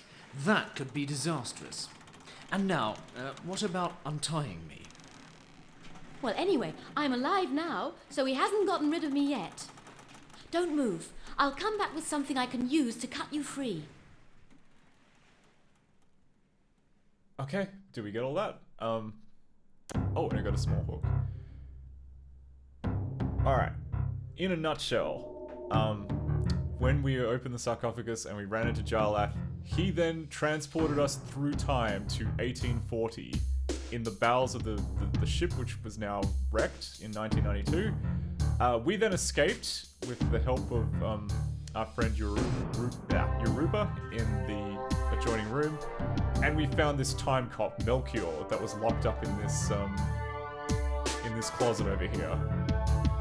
And Haven't you found other clothes yet? You must hurry and change. Yeah, now he's giving me stick for like not, wearing my 1992 threads in 1840.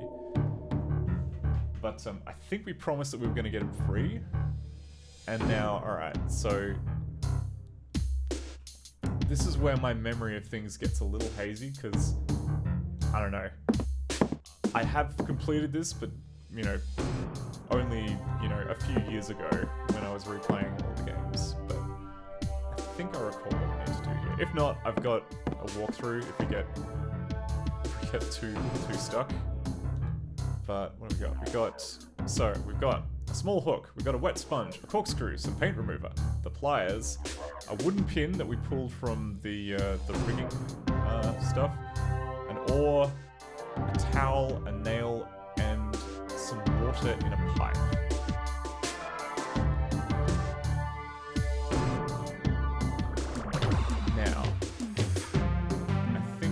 to do...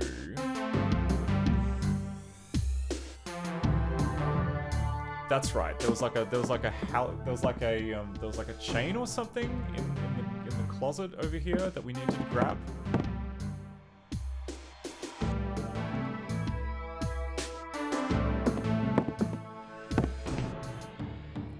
Yeah, this thing. Okay, this buckle, which we can't reach. Now, if I recall correctly, we can take the pliers and we can use it to wreck the nail that we have. And we can jam that nail into the end of the wooden pin, the ore, somewhere. We'll use it. It's not long enough. Because what we want to be able to do is we can put together the ore and the wooden pin. Can we tie the towel around it? No, we can't. We need some way of kind of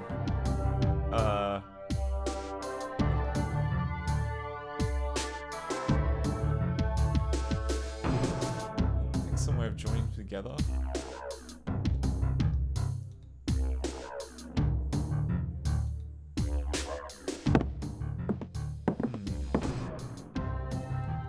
We do have that hook.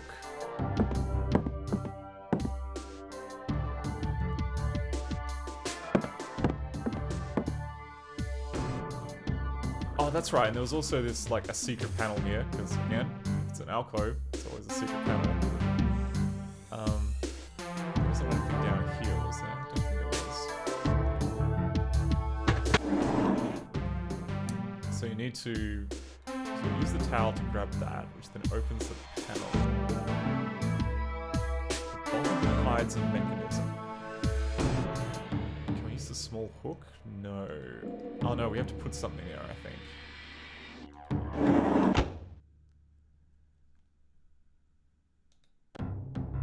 Alright, I am gonna take a cheeky look.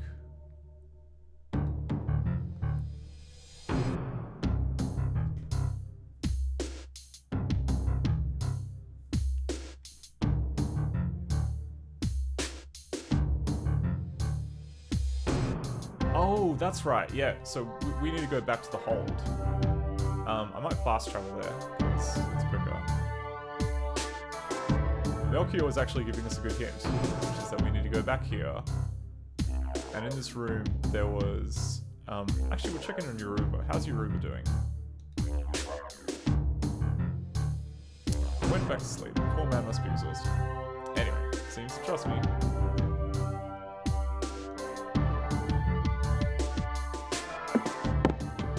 So we're gonna go to this chest, and then I think we'll use the small hook to pick it, which...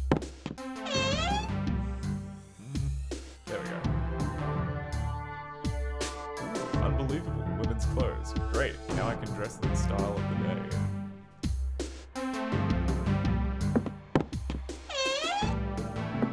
Is there anything else in here? Ooh, there is. There's a ribbon. And look at that, another plate. Definitely hiding something. Can we jam the nail in the spring? Corkscrew in the spring? Not long enough. I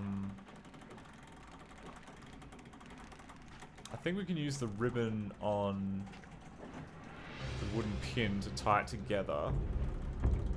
And then we can use the nail on the stick.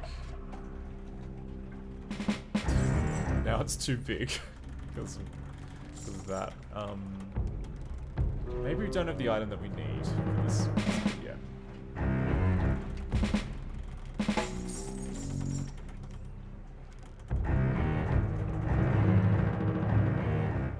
Okay, so...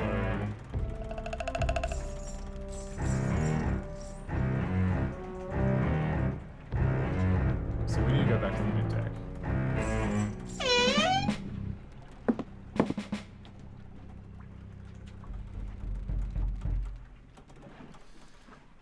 Anyway, let's show off to Melchior now that we found Well, you sure took your sweet time. Good. Now I need to be untied.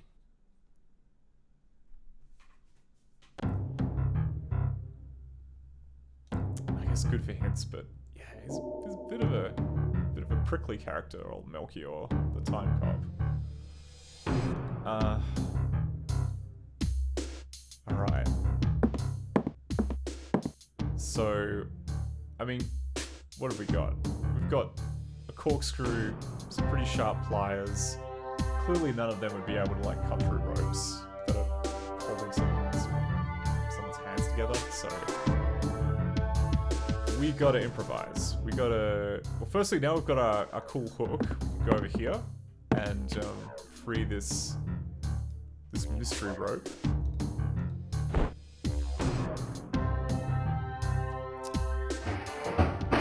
Ooh. We can pull it. Now, and another kind of... I remember this puzzle now, so... You'll notice that we can pull the rope. Or the halyard, sorry. And if you look at the end, there's a little cutaway with a notch. So I think we jam the corkscrew on the notch and tie it like that. Horrible knot, by the way. Like, that's absolutely going to come undone like the second you move away. But you know what? They modeled it in 3D, so that's fine. Like, I get it. Not so hard.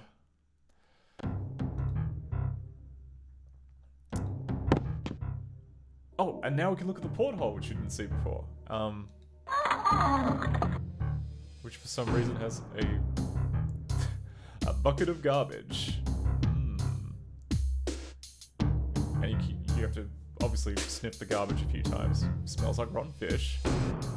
These are leftovers from meals or from cleaning fish. Here is part of a sawfish. Hey? Get it? So now I should hopefully be able to free this guy. Don't make me regret my decision.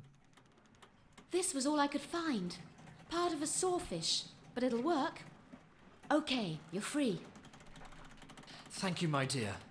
Allow me to introduce myself. My name is Melchior. My name is Doralis. Melchior, you say? Oh yeah, I told Is my this your life story and notebook? didn't say who I was. I found it in the fisherman's cabin. Yes, that's my mission log. I lost it a while ago. Now, we must teleport to St. Cristobal Island. We'll use my time pass.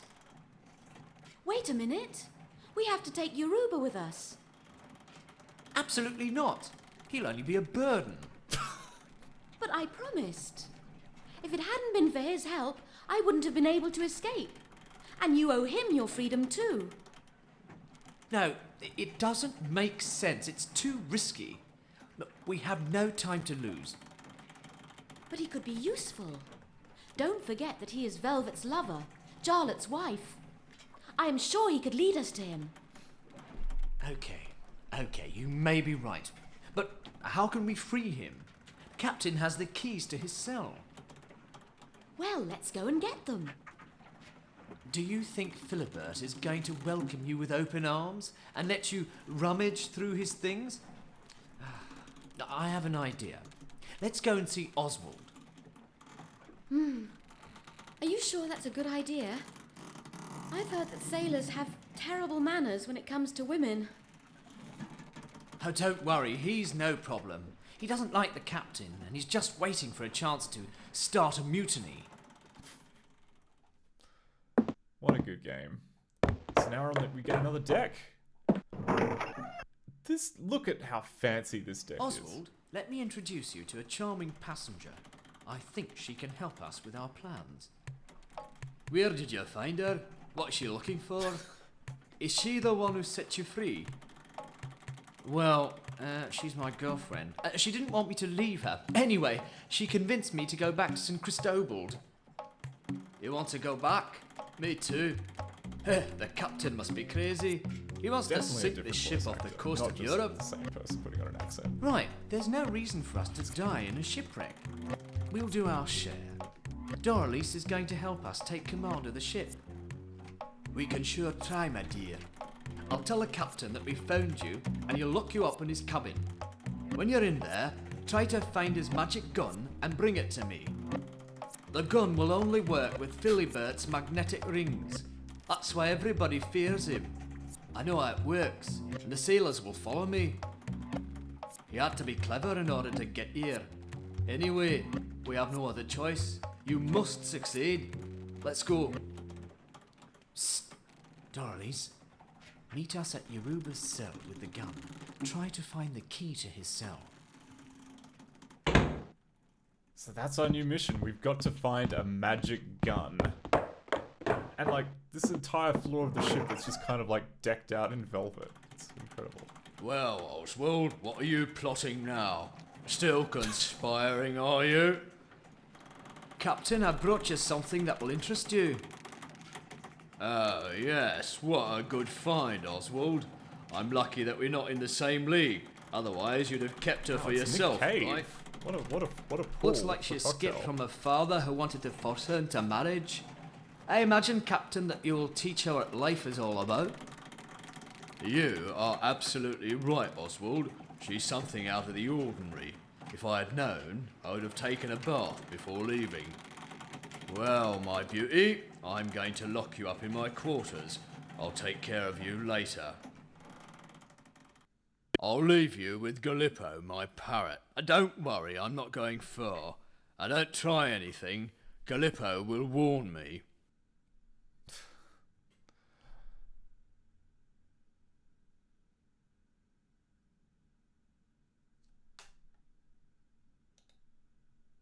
Well,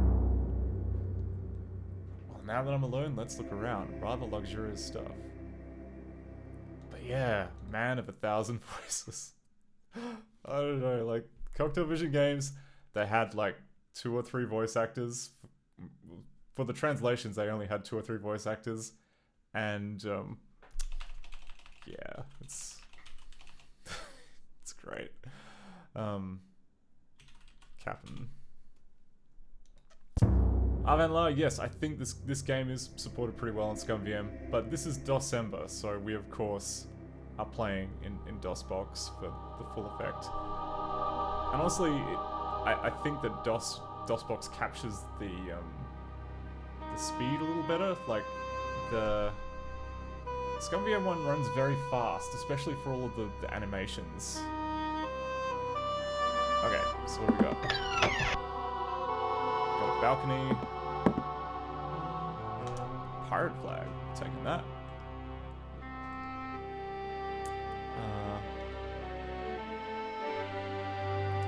Is there anything else outside?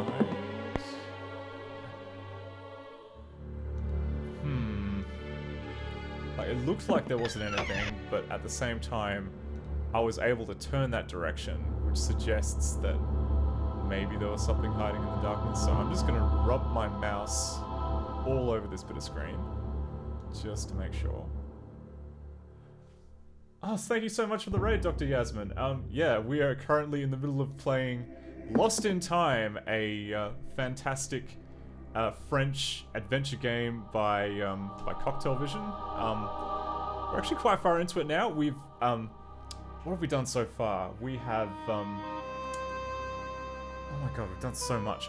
That's right. We've inherited a mansion which was apparently being occupied by a smuggler. We did a whole bunch of insane puzzles to basically like find our way to a shipwreck, which was crashed by the ship, which was crashed by our ancestors, which had a gold sarcophagus in it that was radioactive and spewing poison gas, and then somehow we ended up being transported in time from 1992 to 1840, and we've just met up with a time cop from 2092, who is now we're trying to kind of find a way to free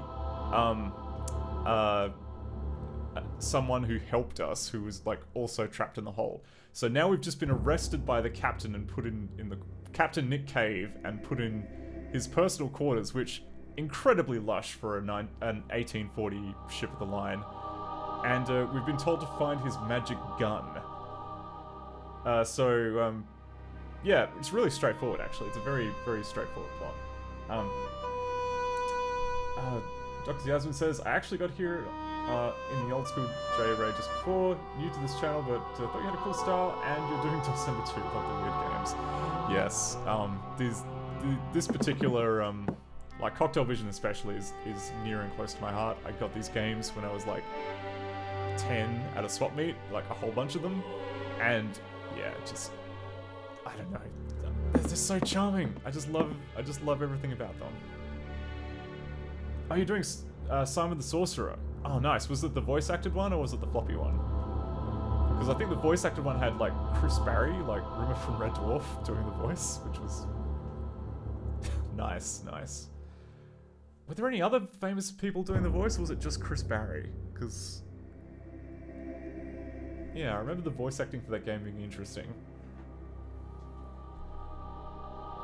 Yeah, that's right, and he's meant to be playing a surly teenager, which is kind of... I never quite got. That seemed like a very weird casting choice, but... I mean, yeah.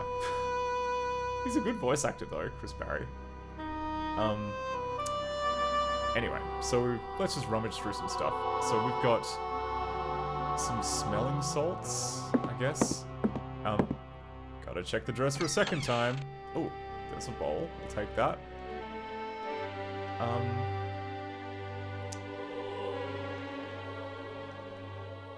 Okay, so there is a trapdoor that is covered by the rug, and the rug is bolted to the floor.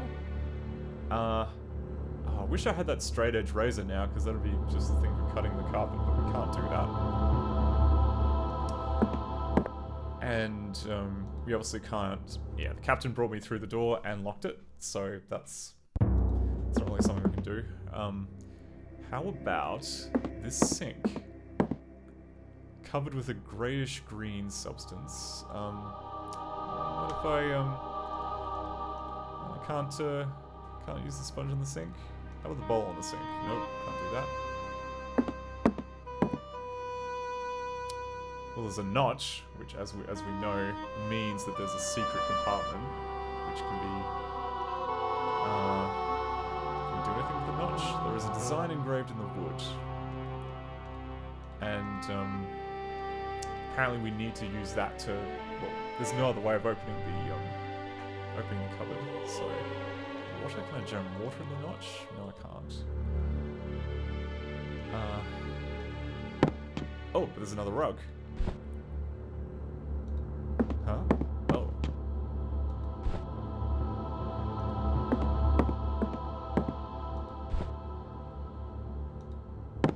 Oh, you can look at all four corners of the rug. And one of them has a key. Is that what this weird hole in the middle panel is meant to be for? No, it's not a regular lock. That would be too straightforward.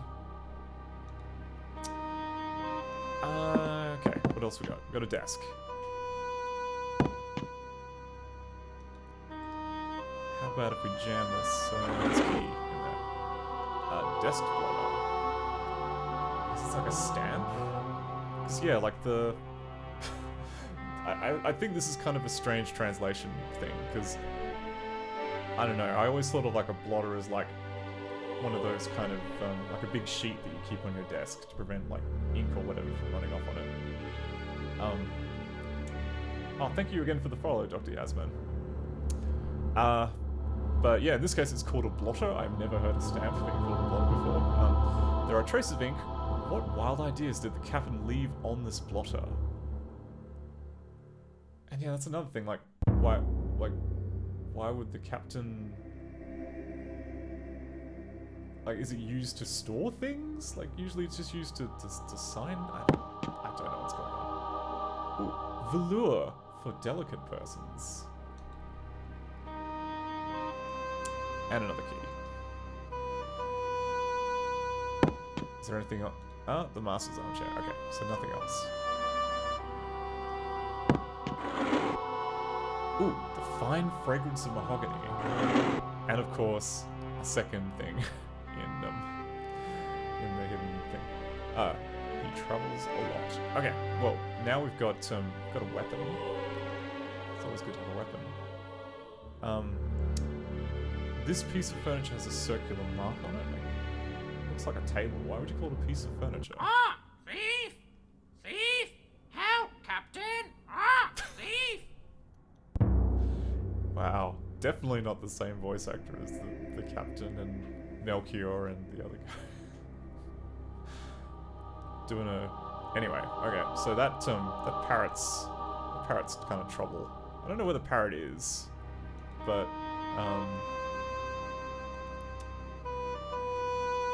being a bit of a snitch, to be honest. Thief!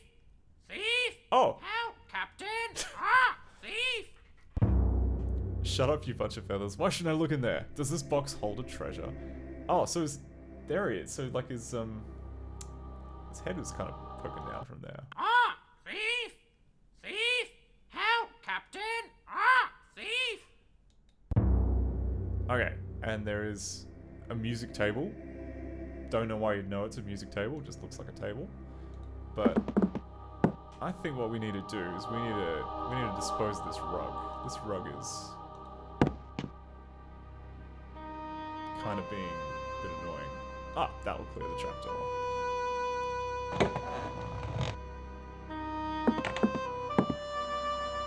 Ah, okay, and this lets us get back into the sumptuous velour hallway.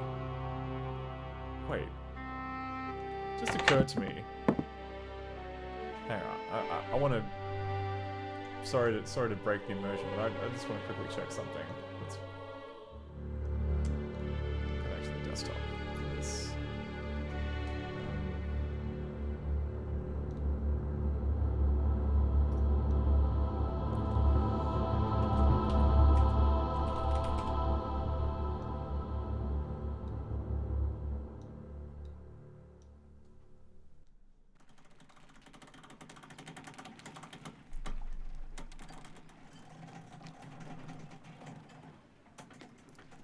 Because it said that chair had velour on it, and we were in 1840. So it is a plush knitted fabrics similar to velvet or velveteen, usually made from cotton. It doesn't say when it was invented. When was velour invented?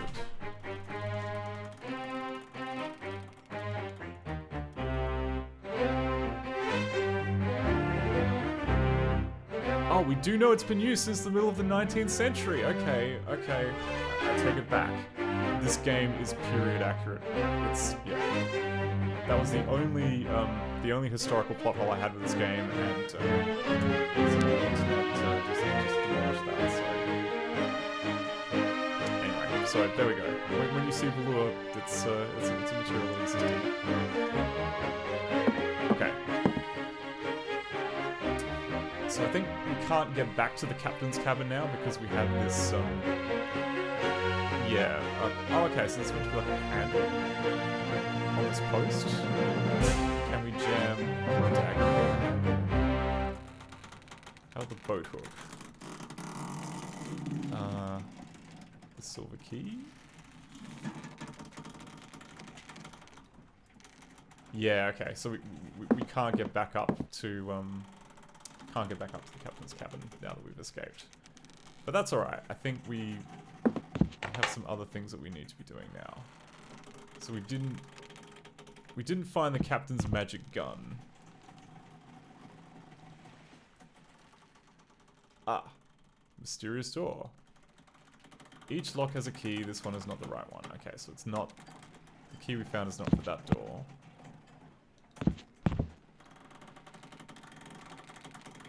Closed. Not very nice. No, it's not that key.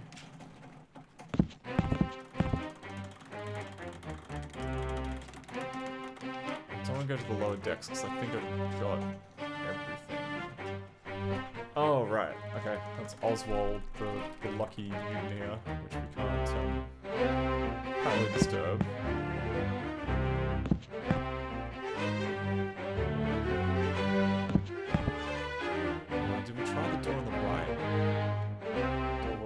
There's no lock and no handle. Okay. With that idea. It's the door to the captain's cabin, which we can't get in. Oh, maybe we do need to go back.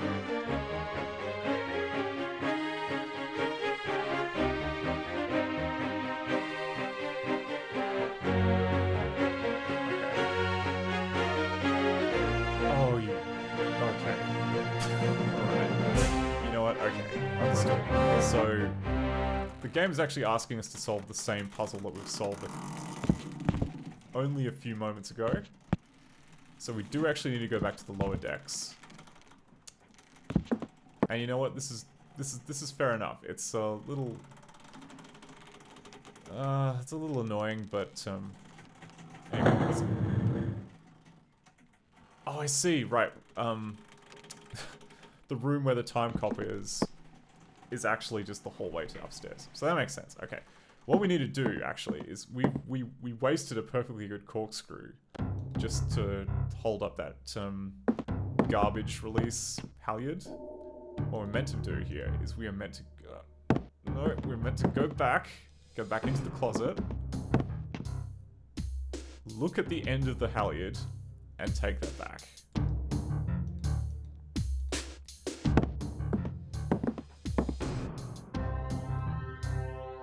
And then we should be able to go back and jam it in the post upstairs.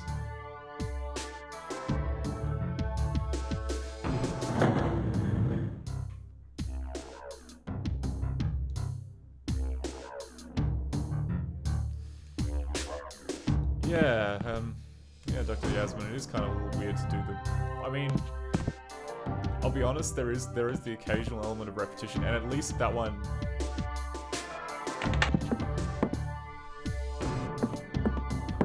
You know what? Like, in hindsight, if the choice was between doing that versus basically like, no, I obviously can't pick up the corkscrew again, it's jammed in the wall downstairs, despite the fact that it is very clearly the same puzzle that we're solving. Like, that would definitely be more frustrating. So I do appreciate that you go back to the corkscrew. I mean, really, you probably could have solved a different puzzle, but Here is a master key that is good for the whole floor. Okay, easy. That should give us some doors that we can open. We can't open the one on the left because that had no visible lock, but this one should be the right thing.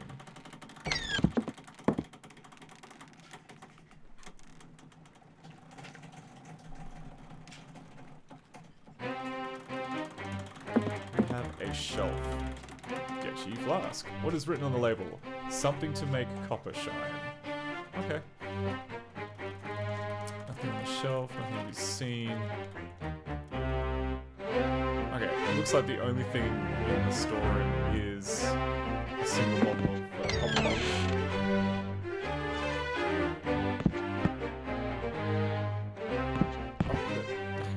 I went too far. Okay, turn left. There's a very tiny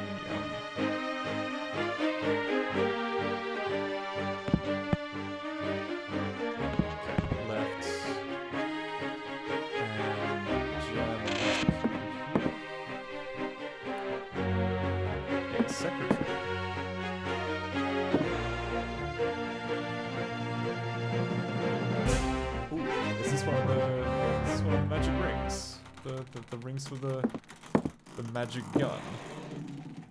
Okay, nothing else in there. Nothing else on the desk.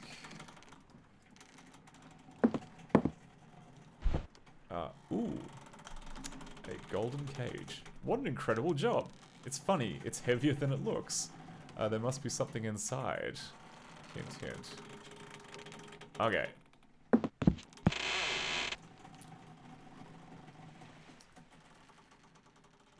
Now, oh, that's right. Now I remember. Okay. So we take all of that. Oh wait, no, we got the master key. We can just walk back in. What am I saying? Why are we being coy?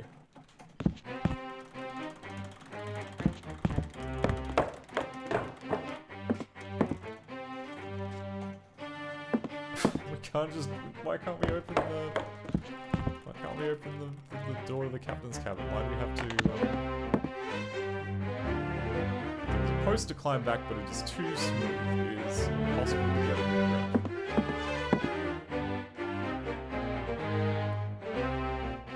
Even if I jam my lucky corkscrew in the air, can't jam my lucky little screen.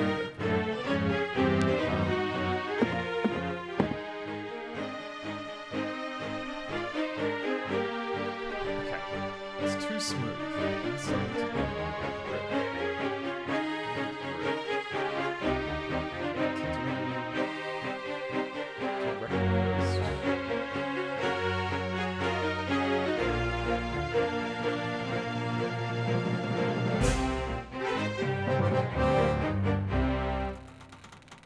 Oh, okay. Right. Oh, right, okay. Sonneveld, thank you so much for the raid. We're in the middle of playing Lost in Time, a completely normal game about normal things, and it started off with us inheriting like a mansion in France somewhere, and now we've I don't know, been chased. Oh, that's right. We've tried to kind of unveil. Sorry, my brain is kind of broken a little bit thinking about what's happening in this game. Yes, we have inherited a mansion. We then found a secret passage to a shipwreck that is outside, which contained a golden sarcophagus that was also radioactive, that was being used by a smuggler, who then happened to be a time traveler, who then trapped us back here in 1840. We came from 1992, and now we are trying to kind of free someone who helped us in the hold of the ship by finding the captain's magic gun. And we've unfortunately locked ourselves out of the captain's cabin. The captain's cabin is up these, I don't know, it's up these stairs, but we've somehow locked ourselves out, and we need to find a way to climb up the post. Oh my goodness. Thank you so much also for following the Michael Thing, Babylonzul, Darth Elwood, and MZZ. Yes. Hopefully that's everybody. Okay. So, and alright, we've got a lot of crap in our inventory, I'm not gonna lie, and this game doesn't really make it easy. I think what we need to do is we need to go back into the bowels of the ship, because there's some unfinished business that we have there.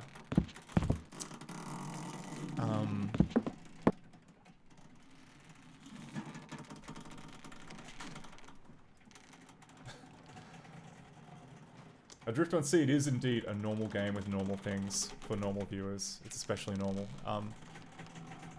Now, that's right. There was a secret compartment. Oh, like all the way down in the hold. All the way down. This is the room that we started the game in. How's Yoruba doing? Okay, he's still sleeping. That's cool. So that's the guy that we need to free, because see, he did us a real solid in escaping from this initial room. Now we're gonna go back into this box. Must be full of secrets, and you know, if there's a recess, it's always a secret passage or some kind of hidden whatever it is in Cocktail Vision games. What items do we have now that we didn't have before? We have the dagger. Is the dagger enough to... There we go. It's just the thing to activate the spring in the double bottom. Oh! Beauty powder. That, of course, you'd have like a magic hidden compartment for your, for some talc. Is there anything else in here? Okay, and we can also view the chest a second time, which makes me wonder if there's something else hidden. Yeah, there. Look, a completely different item has now appeared in one of the chests. That is a fun thing Cocktail Vision does.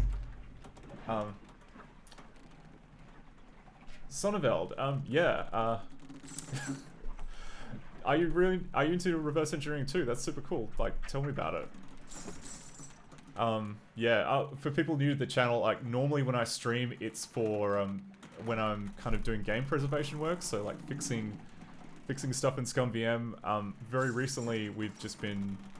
Most of the time, it's just fixing the Director engine, because that's the team that I'm a part of, and we recently got the Dark Eye pretty much working, which is a really... it's an interesting looking kind of claymation-based horror game, based on the works of Edgar Allan Poe, which... really, really interesting concept. A little bit boring. It kind of overstays its welcome a little bit. But then again, I am biased because the game would just absolutely shank me at every possible turn. Like, the final mouse click of the game, like, I was just like, finally, we're done. And I clicked the final mouse click, and it was a crash, and it was a super, really painful one to fix. Like, had to change a whole bunch of, like, how the compiler worked. Pain. AGI and Mad Dog Willens, like, were you part of the Sarian project? Oh no, you were part of, what was the other one that wasn't Sarian? There was a couple of AGI interpreters.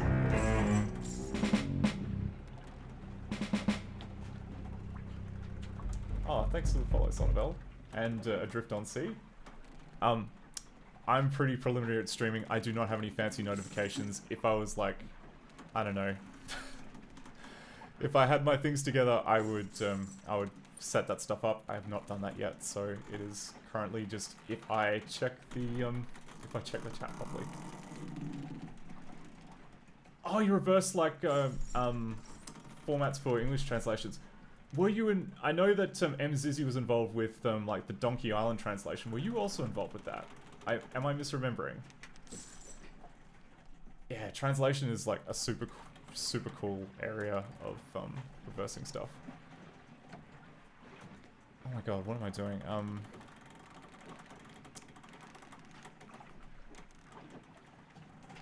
Okay, we've got some powdered asbestos.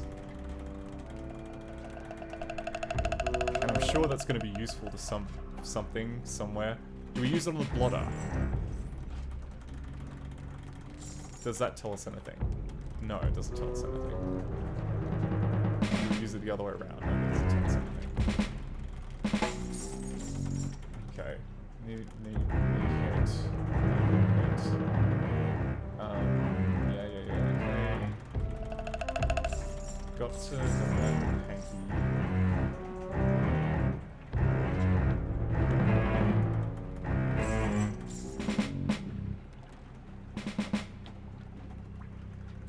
Oh, okay, right. Alright, this is alright, this is going to be a little bit of a stretch, what we're about to do here, but bear with me here. So, you know how we were here in the cellar, and we were struggling to climb up this, this slippery post. Actually, no, I don't want to look at the post, I want to climb up here. It's impossible to get a good grip. Well, what'd really help you get a good grip is... Not looking out the room. Is this powder which... Like... Correct me if I'm wrong, talc is a lubricant. It is not. It's not like, despite being a powder, it's not the same as like the rosin that you... Like climbing rosin or, you know, climbing powder. Like, I get the... Like, it would make it harder. Rubbing, like, powdered asbestos on your hands will make it harder to climb a pole. So, I strongly disagree with that puzzle, is what I'm saying. But, you know, we're past it now. So, leftover meals. I will take those banana slices, thank you very much. Doesn't look that tasty. Bad attitude. Thanks for that, Celebel. Oh, Adrift C says, judging by the music, you're about to be attacked by a shark. Always a risk in a Cocktail Vision game. I mean, this one's actually pretty good in terms of surprise death, but it does tend to kind of come out of you at left field. Like, most of this game, you just like trudge on and think, hey, this is fun, I'm no risk of dying. And then I think at the end, it then just kind of like shanks with the, oh, too late, you died, type thing. But Fascination, which is like I don't know, the game before this one, does have like a lot of like unfair deaths in it. Okay, what are we? I know I've said this like a million times, but like, why are we here? What are we doing? Okay, we've got the cage, so that seems like a good good enticement to get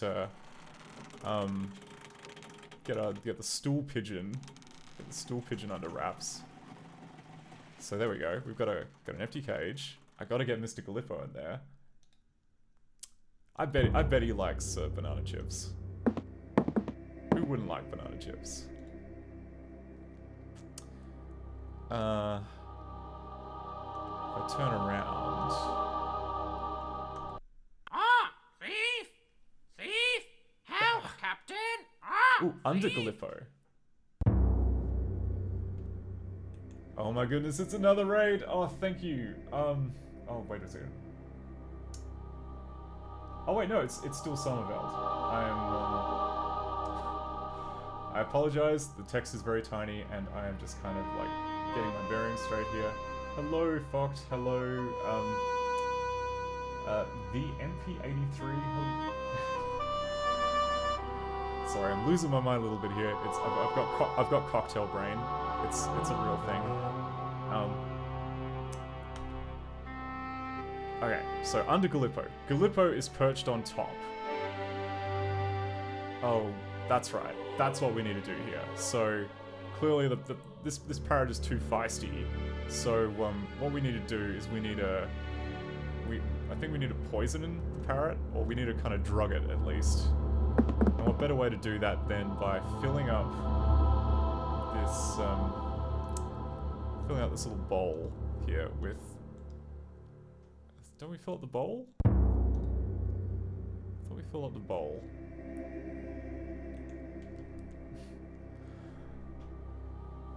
No worries, the MP83. It is my pleasure. We are.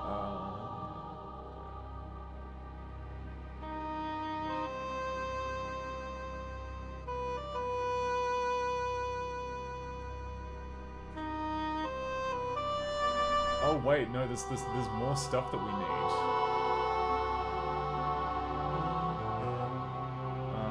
Yeah, got all that. Exit bedroom.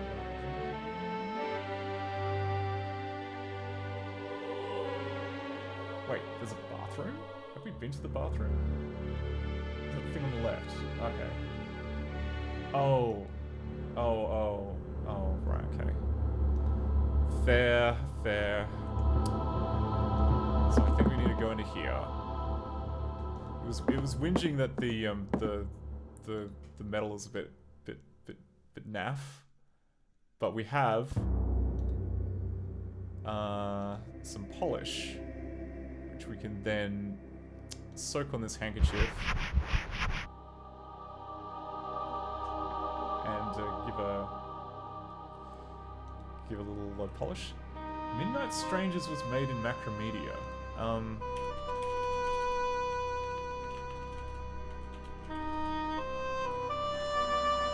Interesting. I don't know that one, the MP83. I do not have, I just had like a quick look at it, like the massive list of thousands of games that ScumVM has going, and that's not on the list, so I will definitely check that out after the streams and see if it's something that we can add.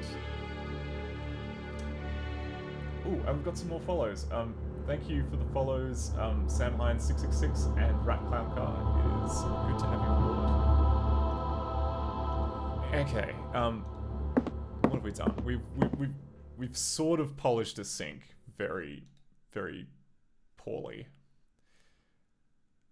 And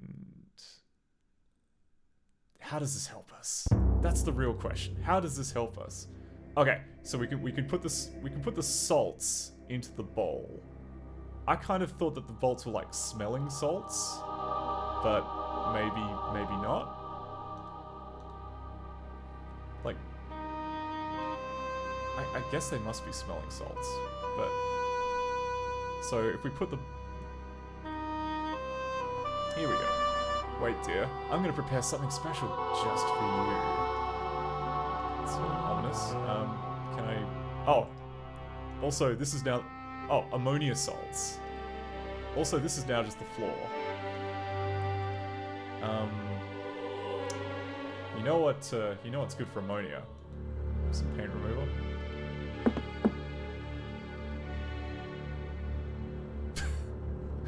That's what I thought. Muriatic acid plus ammonia gives out toxic fumes.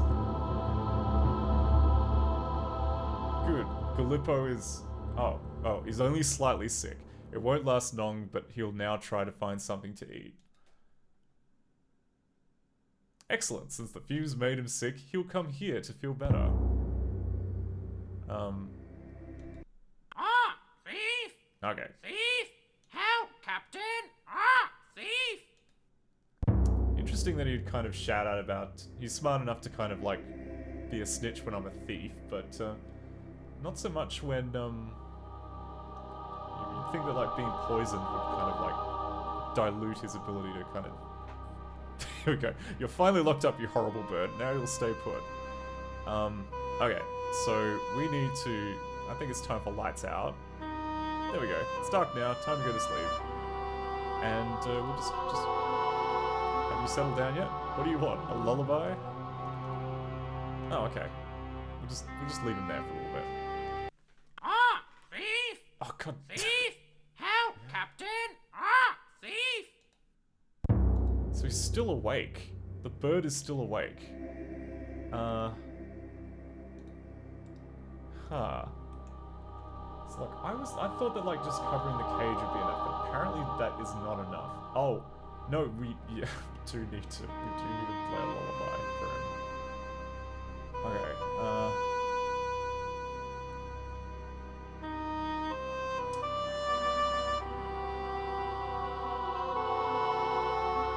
I see, alright. We missed a spot. We missed a thing. So what we really need to have done, is to go over here. Go back to, like, the nice shiny spot that we made on the sink. And... There was something on the sink. Like this...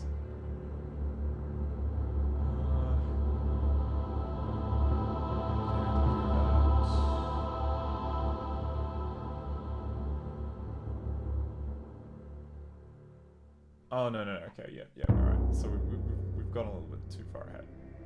So... Oh. Okay, I'm gonna call shenanigans on this puzzle again because this makes no sense. So what you can do is you take the ink blotter, you hold it up to the shiny surface, and you see a code 3E21. Why couldn't you have just looked at the code on the other side of it? Like, it's not like you needed a mirror to see it. Like, this I don't understand. But, hey, we've got a code now. And that code can be used to do something, which I am frantically speed reading to figure out what.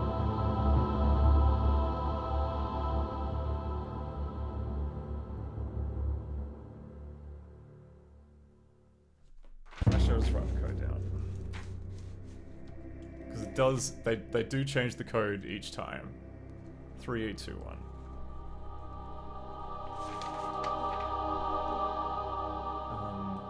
What am I missing? Where's the,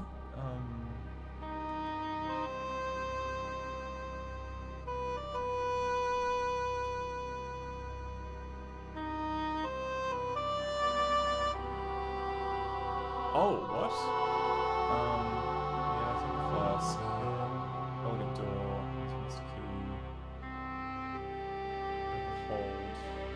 Oh, alright. There is one thing that I think this is meant to be used for. This hollow notch here, I think the ring is meant to be used for. This room is well protected for sure. I wonder what secrets it could possibly contain. Ah, look, a 1940s armchair. Jorlath doesn't seem to be bothered by the fact that there are pieces from 1940 and 1840.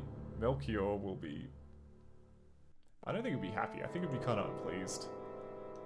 Seems like the kind of thing the Time Cop would be upset about is just seeing stuff from 1940 and 1840, but... A strange plate, but it is a 78. Yeah, this feels like an anachronism. Ooh, a 60s style bar. Is it possible that Jarlath travels through the centuries? Well, yeah, it is. Like, we've established this. We've established that he's a time criminal. That's kind of the point of the game. This hasn't been invented yet. I don't understand why it's here. Must be one of Jarlath's prizes. Okay. What's this music? It's like... it's only on one screen, but it's kind of... I like it. It's very kind of jumpy and bassoony.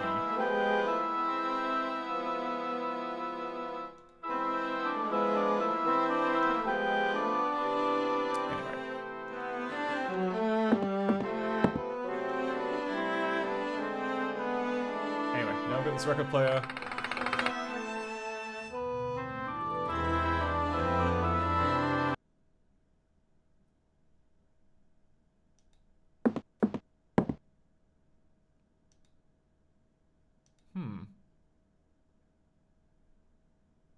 Seems like there's meant to be music playing here, but I don't...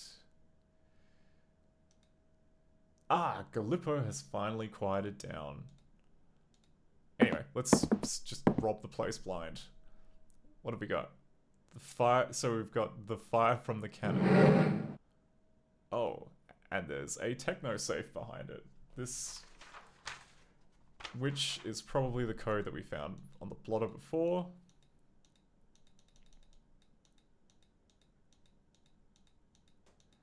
Oh, and after this I'm gonna save because we are definitely like we've lost a lot of, you know.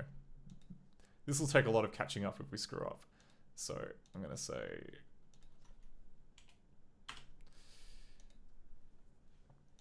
okay, we have a small box. Oh, and there was the dresser which the parrot didn't want us to get in. So what do we got here? Not again! Something else that used the key. A jewelry box. That's the forbidden fruit. Another key. Is there anything else in the jewelry box? No, there's nothing else. Okay. Smell the Caribbean air. Is there anything else around here that we need? Okay, we've got another key. It doesn't feel like we're any closer to finding the magic gun though. Like there was a lot of emphasis placed on we need to find the magic gun because that's the only thing that could open the lock to the hold. Oh right, okay. So yeah, okay. So this isn't clear, but I think it only happens like after you nick stuff from the safe. You can just take the parrot. Take the parrot with you.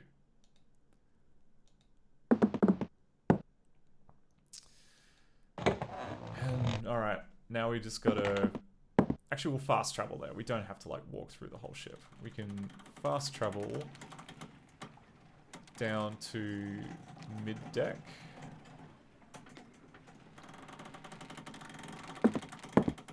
And the people who were here at the start, you may remember there was one secret panel which we hadn't really done anything with. What should I say?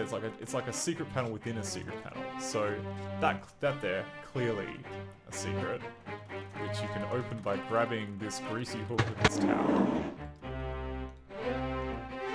But then, when you look at it close up, the bottom moves. No doubt it hides a mechanism. So we're just meant to leave the parrot here. Don't see what mechanism it controls, but it did make a noise. Which...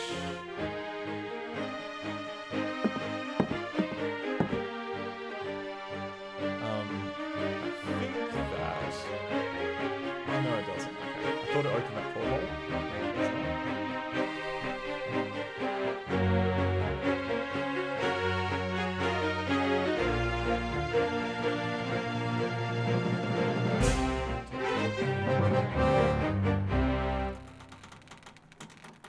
Add a bird.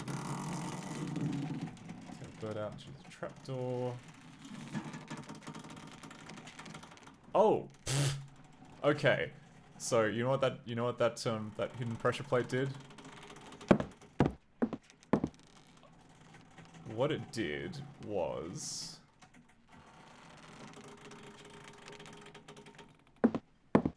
it released the lock on this trapdoor.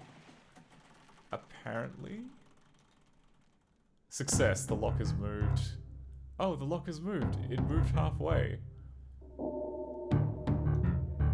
So yeah, there's two parts of this. There is the rod that's attached to the ground, and there's the lock, and then underneath is our friend Yoruba. I think that this iron key will open the lock. This hole is so hard to get into. The rod locked to the floor prevents the trapdoor from opening.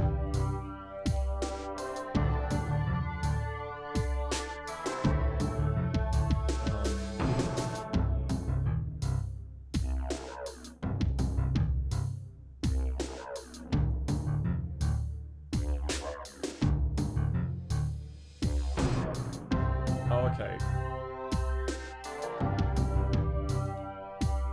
So you're actually meant to just pick up the box in your inventory a couple of times. Strange box must contain the captain's magic gun. I should try and open it in the cabin. To open it in the cabin. I do appreciate that there is fast travel in this game.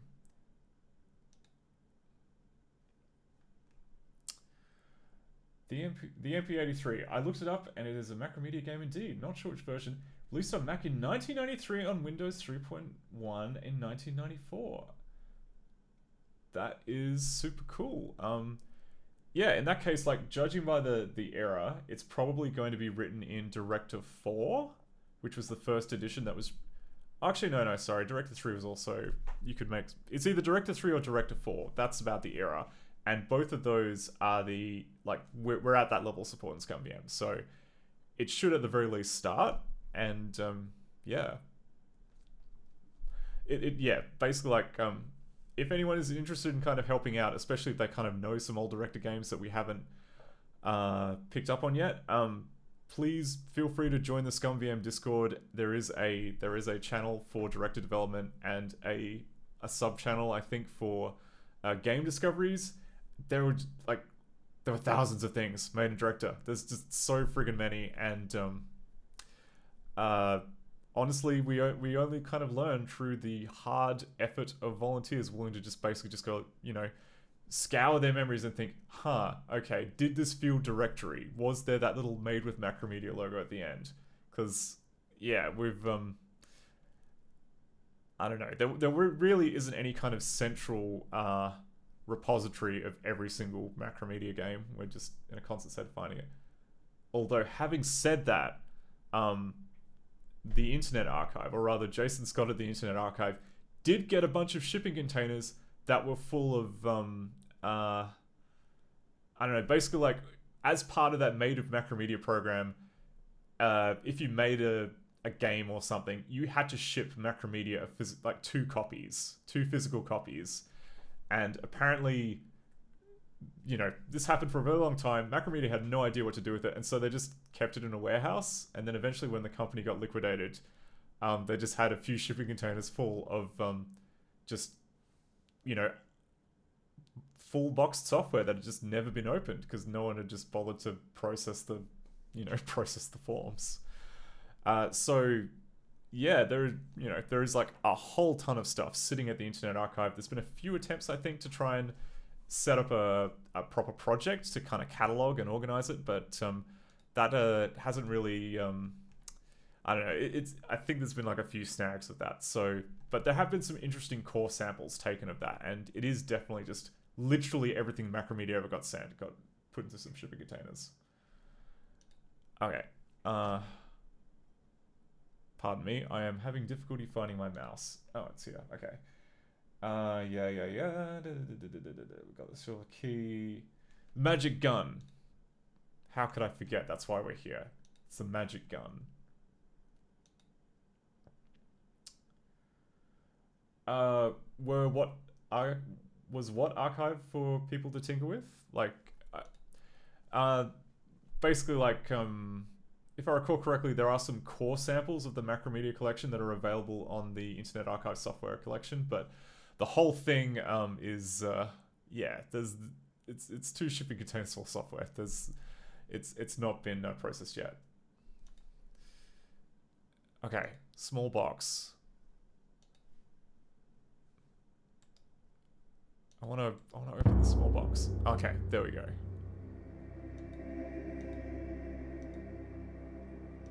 So you know the drill with one of these. It's one of those boxes which it's a puzzle box. If only I could. There we go. So moving the top, and then the middle exposes a lock. Can the iron key work in that? No, it doesn't. Oh, the corkscrew. No. I don't know why we're kind of going to all this care to kind of keep the box secret. It feels like the kind of thing we could just hit really hard. We have pliers, we have various blunt instruments.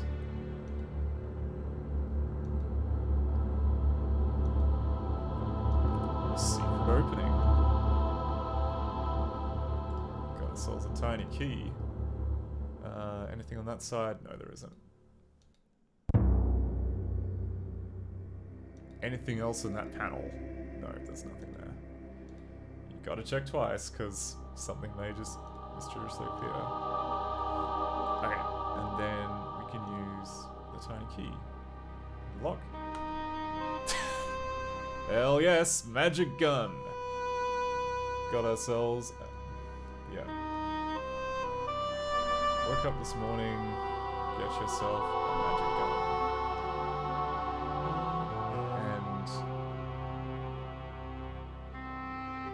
I think we can just shoot the magic gun at the bar and it will fix it.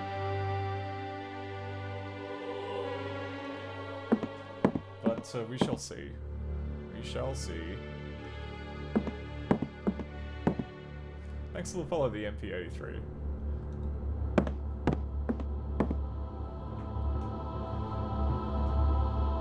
So turning this around and looking at the trapdoor. Okay. Oh, okay. It doesn't work. Yeah, that's right. Because you mentioned that you need the special rings, the special magnet rings, to make the magic gun work.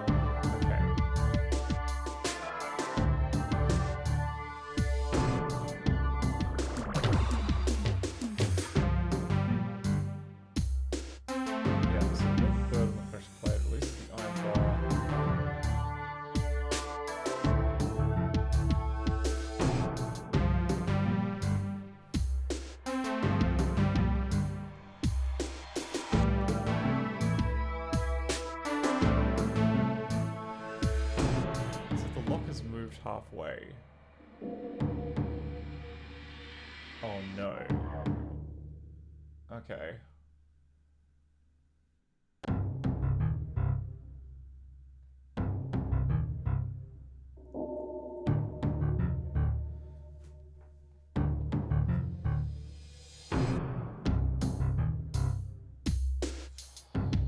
What's the deal to opening this bar here? I have a feeling I might know what the answer is, and if it is this, I'm gonna be... You know what, it's gonna be funny. It's gonna be funny if this is the answer. But you know that corkscrew, the one that we had to take out. Imagine how funny it would be if we actually had to tie it back. Because that definitely feels like a thing that this game would make us do. No, we can't, because the thing on the wall is now... Yeah, you can't jam the corkscrew in the wall anymore. Okay.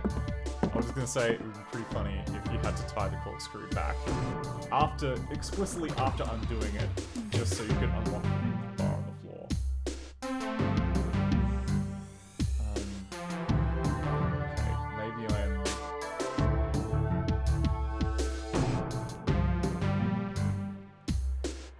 Yeah, this is Cocktail Vision. This is all Cocktail Vision, baby. Yeah, yes, the Inca series did also use a lot of FMV, and it was set on, or part of it at least, was set on an old sailing ship. So, more similarities and differences between that. Now, if anyone has played this game before and knows the magic trick to opening the trapdoor, please feel free to shout out, because I am just currently speed reading through the walkthrough to figure out which step that I've missed. Because we're so close. We've got the magic gun. We've got the... Oh, right, that's right. Yeah, okay. We've still got things to do anyway, because if I recall correctly, the magic gun is for, like, shooting off the chains. But in terms of actually getting into the... Okay. Tell me a story about where the ring is.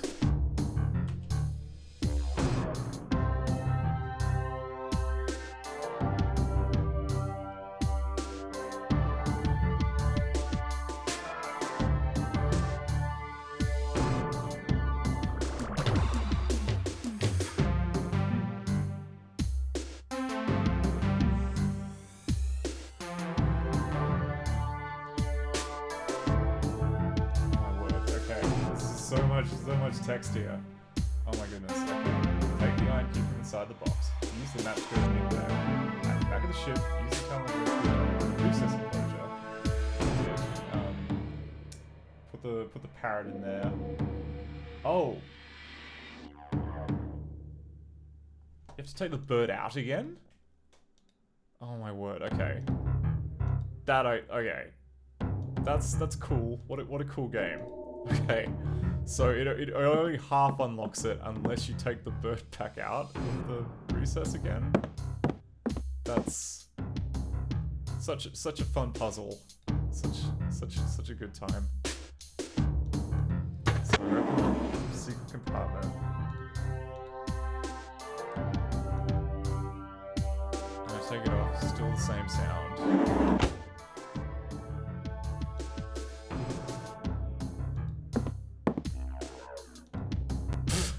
Yeah, okay. So you need to put the parrot on to unlock one, and then you take it off again to do the other one. Alright. Funny joke game. Now we can open the trapdoor. Ah, there you are, woman. I see you kept your word. Yes, I was able to escape the captain and his second in command. Ah, Melchior is coming down. Yes, I know I'm late. Are you the famous Yoruba? Hello, my friend. Yoruba, let me introduce Melchior. He complains all the time, but he'll help us get out of here. Thanks, Certainly both does of complain all you. the time. But before I leave, I must find my necklace. A magic scarab. It must have fallen between the planks. Come on! Now what's so magic about this scarab? It was given to me by my father, who received it from his father. It belonged to the pharaoh Amenhotep, who was my ancestor. I cannot leave without it. Okay, it's a good luck charm. It may not matter anyway. I doubt that we can free Yoruba. He's tied to the ship. Well, don't be obnoxious. We can spare 5 minutes to look for it. After all, I have the captain's pistol. Yes, but you don't have the rings to make it work. Do as you please. It was your idea to come here. Wow, Melchior's getting a bit sassy now. Evidently just like... Anyway, of course this isn't all we need to do. So we need to find a way to free our buddy Yoruba and get back his magic scarab necklace. Which I think we can see through the planks. Here we go. It must be Yoruba's. It's too far down to reach. Can we just shoot it? Yes! The answer is to use the magic gun. Because it's attracted to the metal as if it was a magnet. But I recognize this necklace. My father gave me one just like it. He said that his father gave it to him. Let me see. Ah, it's a magnet. That's why you can Hey, attract LP metal with it. Rose. Nothing magic about it. Hope I pronounced that correctly. Good to have you on board. We are, that's like the fun thing about these kind of like, I want to say like these theme stream events, like just getting bounced between all the different channels doing stuff. Here, okay, we can do that. Oh, the one guy sounds like Ewan McGregor. Yeah, what are we gonna do? Okay, so we've got Thank you for finding my necklace, Doilies darling. Keep it till we get back to St. Cristobal. okay. I'm waiting.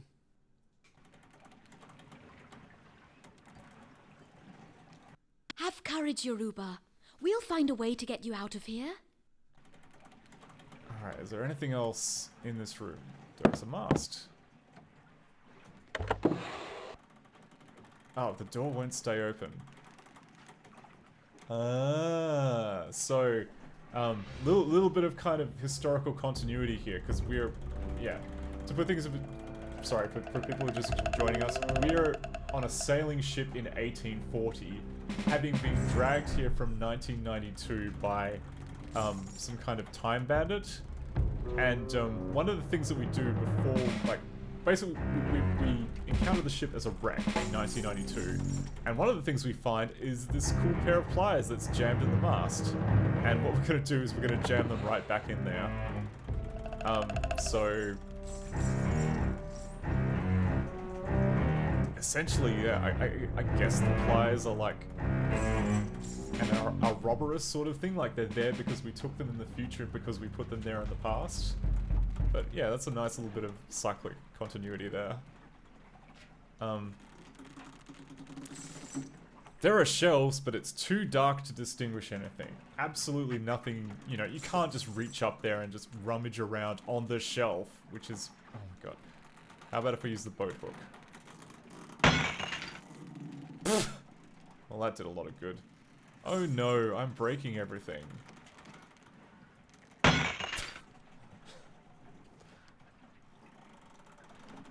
Oh, okay. So, I guess this is just like the shelf of infinite booze. What can we do? Can we put like can we put something down to make it like, be careful, I've already broken a few things. Whose fault is that? Oh, and okay. A cotton bale. Which, I'm guessing... Okay, there's the treasure box, which contains the sarcophagus that's booby-trapped with poison gas. Oh yeah, when we were in the wreck in the future, we found a Egyptian sarcophagus that was radioactive, which is apparently, has a superconductor that, the Time Bandit, wanted, which is why it's here. Anyway, so... a bottle of rum from the Roquefort plantation. Oh, it's empty. What a pity. Can we get more rum? Nope, that was the last one. If only we didn't put that cotton bale down. What have we got? So we've got rum. What do you want me to do with it? What do you want me to do with it? Oh, we can get Melchior to use to use things. Okay. Yoruba says no thanks, I don't drink rum. That's fair enough. But what do you want me to do with it? what about if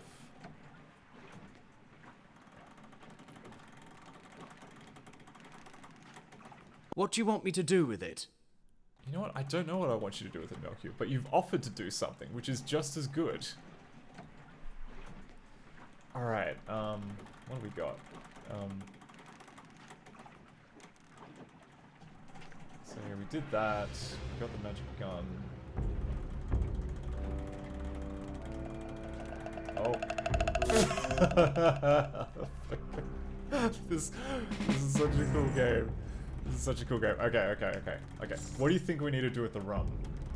What do you think we need to do? It's flammable, it's sticky, it's got like a high alcohol content.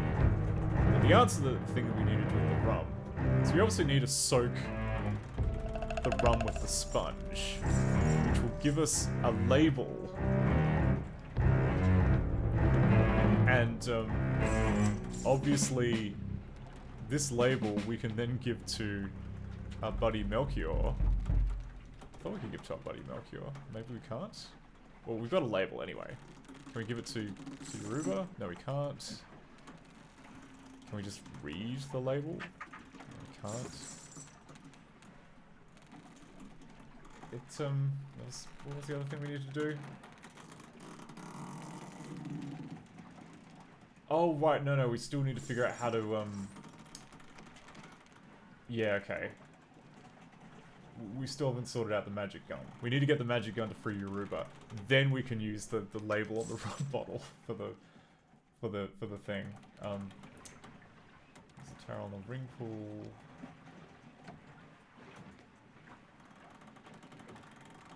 Oh. Okay. Yeah, right. So the Scarab Talisman they said was magnetite. It turns out that this magic gun is not actually very complicated. You can just rub the scarab on the magic gun and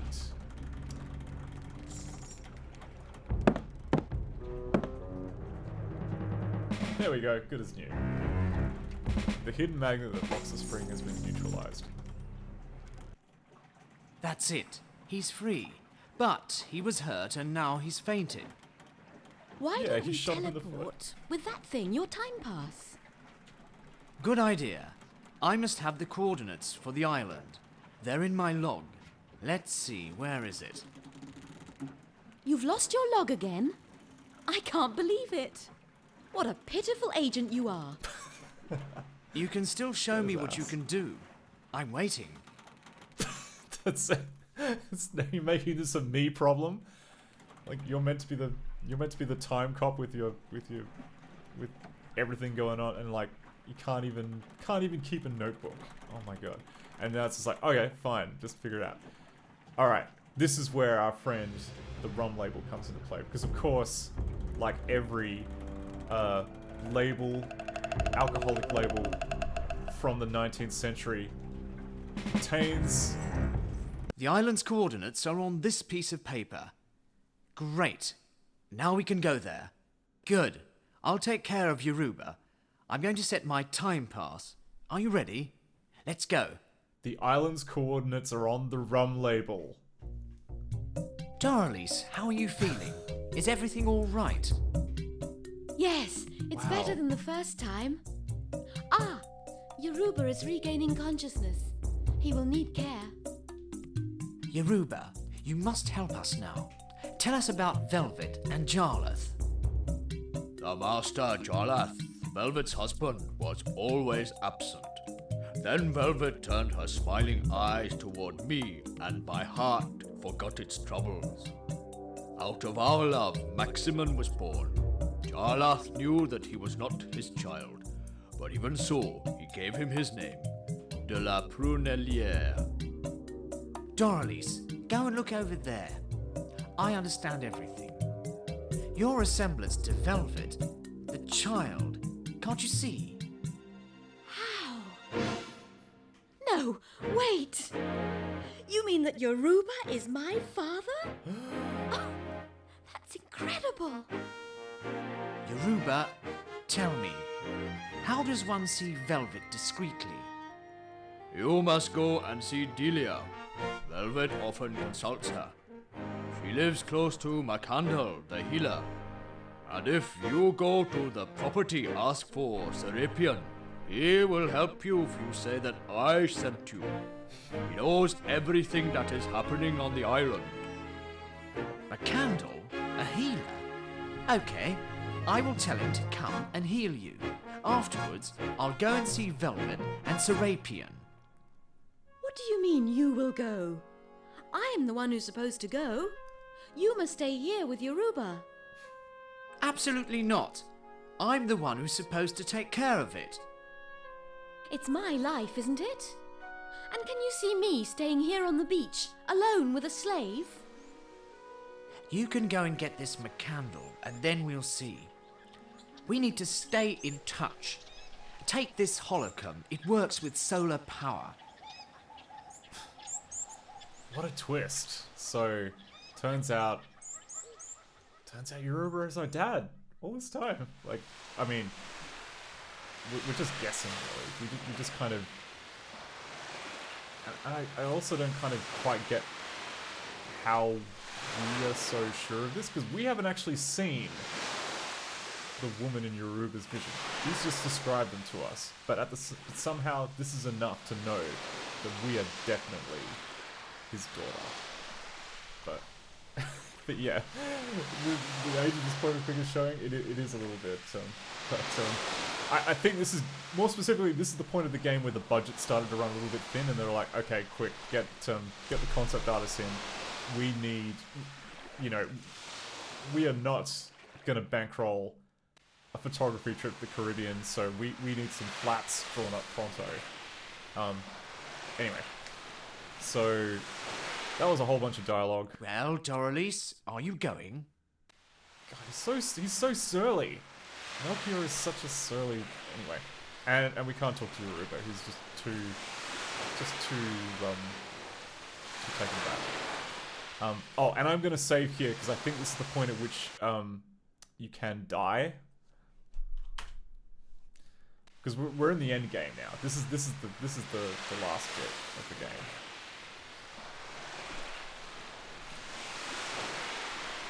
So here we are.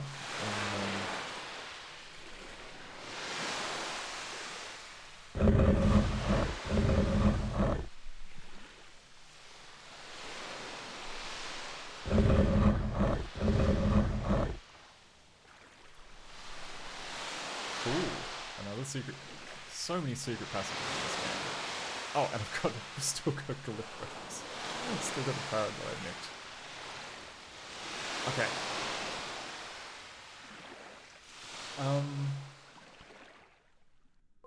Okay. What are you doing there, little man? Don't be afraid. I just want to talk. My name is Amilcar. I am hiding in order to follow Makandal the healer. He is my father, but he doesn't want me. Makandal. Perfect. I must see him. I need him. Do you know where he lives? Of course, but I don't know what to do. My baby Maniku has fallen into the waterfall. He no longer has a mother. Poor darling. Without a mother and left alone by the father. Okay, I'll take care of your friend. Then you will help me. Yeah, so there we go, like another fun character. Definitely voiced by a different voice actor and not the lady playing Doralice doing a child's voice. We're gonna grab the... Okay, this coconut looks pick-upable. Fell for the tree, perfectly ripe. It's not pick-upable. How about if we corkscrew it? The water it contains is supposed to have an exquisite scent and flavor. Well, we're gonna be using a small pipe for that. And, let's be honest. I mean, some might say that this is the same small pipe that we've filled with sulfuric acid and seawater and other stuff before, but I'm sure it's fine. I'm sure it's clean. It's sterile. But anyway, it's full of cocoa milk now.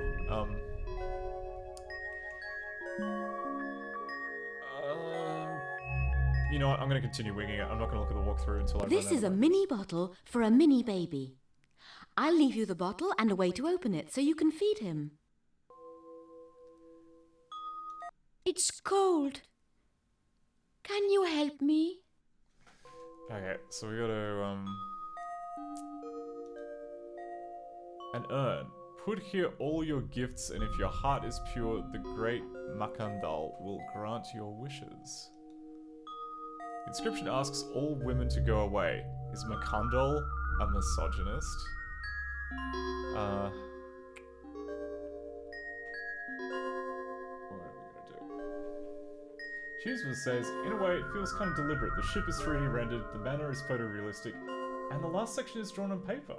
If not a stylistic choice, then they're at least dividing the scenery work between multiple employees.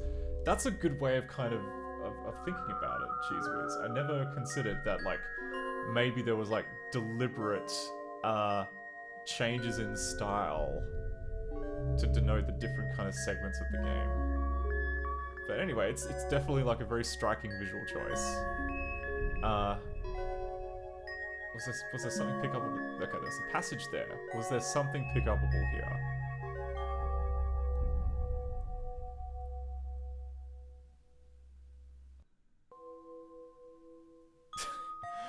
Yes, the MP83, it certainly does feel a little bit like a fever dream. What can we do? We can go back to the beach. Is there anything there? I don't think there was. Like no sticks or palm fronds or anything like that. No. Does fast travel work? Can we see, like, the island? Island of St. Cristobal. Okay, beach and waterfall.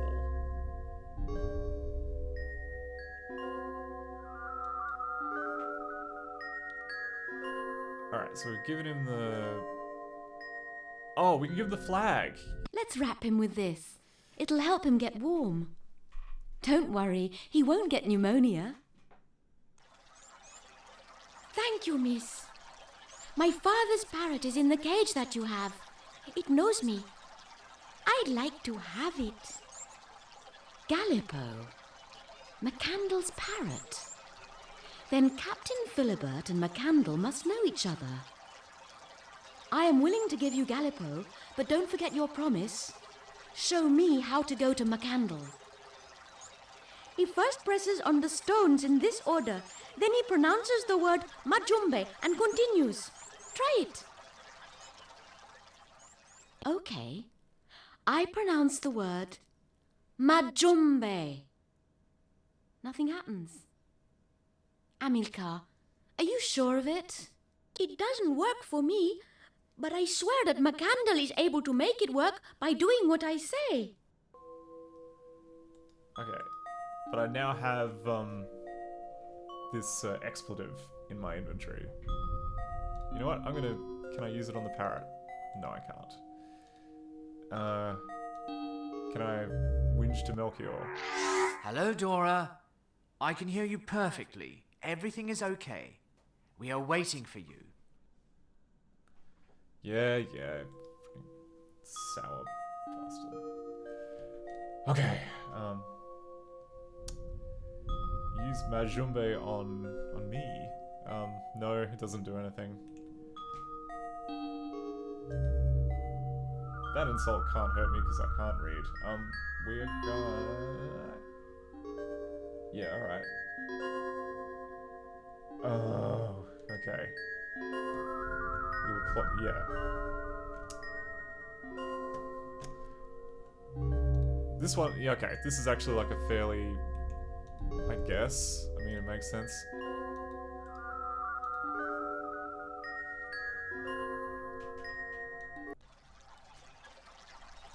Let's see if Gallipo is luckier than I am. Majumbe! Majumbe! Majumbe! This McCandle is well protected, mainly against women. Only this parrot could say it with its master's voice. I give it to you as promised. Here is Gallipo. Your father should have given it to you rather than to the captain. But I keep the cage because it has a double bottom. Say, could you get the key that is attached to Gallipo's leg? Don't mind me Get just this, miss. shoehorning in a Goodbye. few puzzles. Thanks for your help, Amilcar. Now I will go and see my father.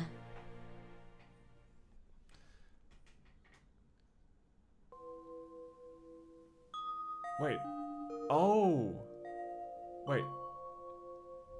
Dorothy just said, I'm going to see my father, but I thought that Yoruba was our father.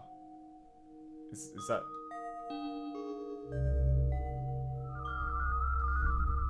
Okay, this is the bit which can like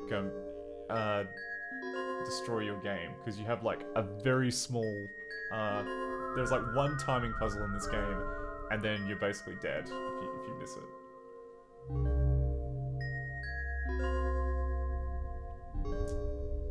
So do that.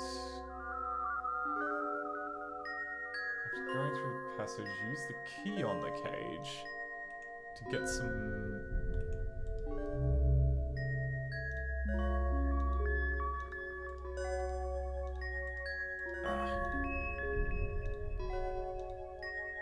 And we've got some gold. Because apparently that's what you keep in the bottom of the golden cage.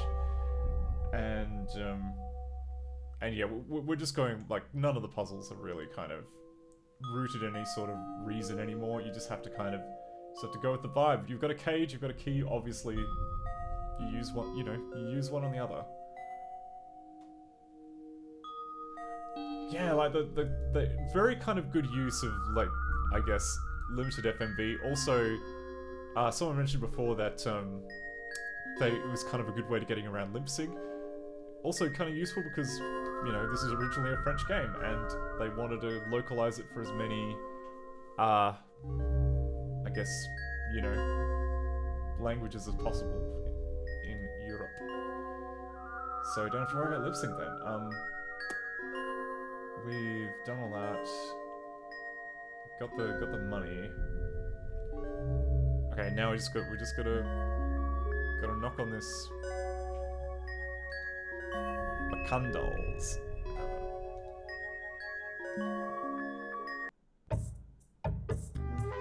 First, how did you get here? Second, who are you?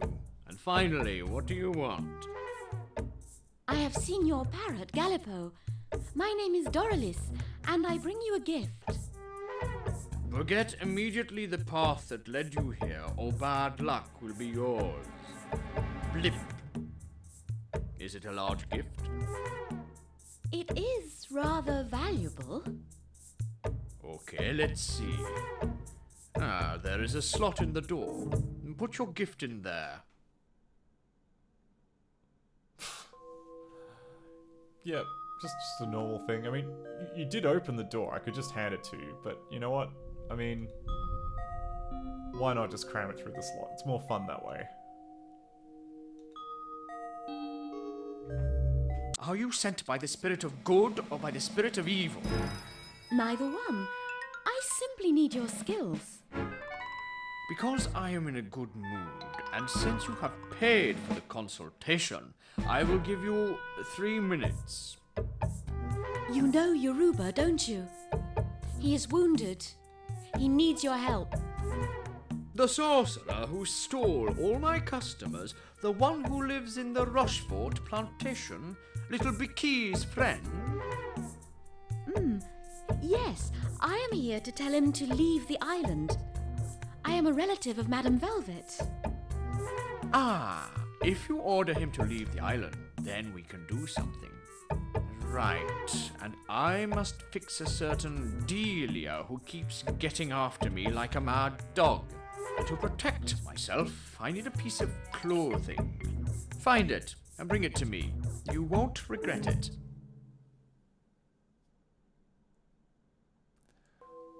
Okay. Oh no, this is the place with the timing puzzle. Okay.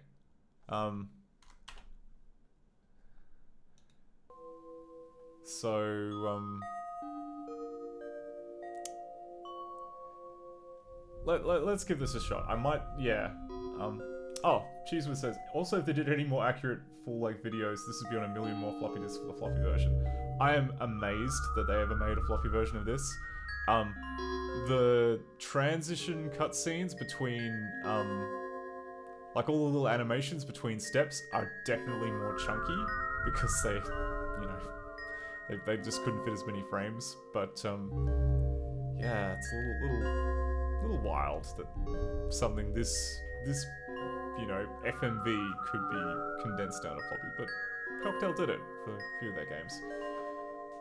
Alright, okay, so let's go inside. How can I help you? My name is Doralice. I have some good news for Velvet Rochefort. Her lover Yoruba is here and wants her. Ah, yes, I know about their affair. I'll tell her. Goodbye. There is another thing that I haven't told you. McCandle is taking care of Yoruba. I believe you know him? Yes. Right. That's interesting. I also have a love story, like Velvet's. Ah, McCandle, my love. He resists, because he knows my love will exhaust him. If you make him drink one of my potions, I will bring you Velvet. If it is a matter of love, I cannot refuse. I mean, you can. Good. Come in then. I am going to prepare a potion. That sounds really sleazy, Dora. Do you want to do that? Please sit down. I am going to prepare that. Where? Of course. Up there. And where is my old book now? Ah, thank you.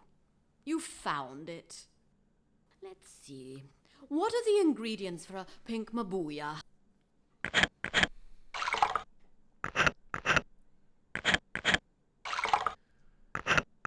Arrange for McCandle to drink this and bring his glass to me. When you return, Velvet will be here. Oh, there we go. We've lost the game. Doralice was not able to steal any of Delia's clothes for McCandle. All is lost.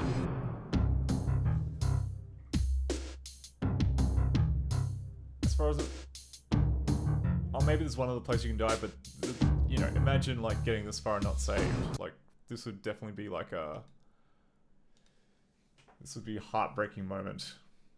But yeah, completely not obvious what you're actually meant to do there. So I'm gonna apparently you have very short amount of time to react. So we'll How can I help go you? through this.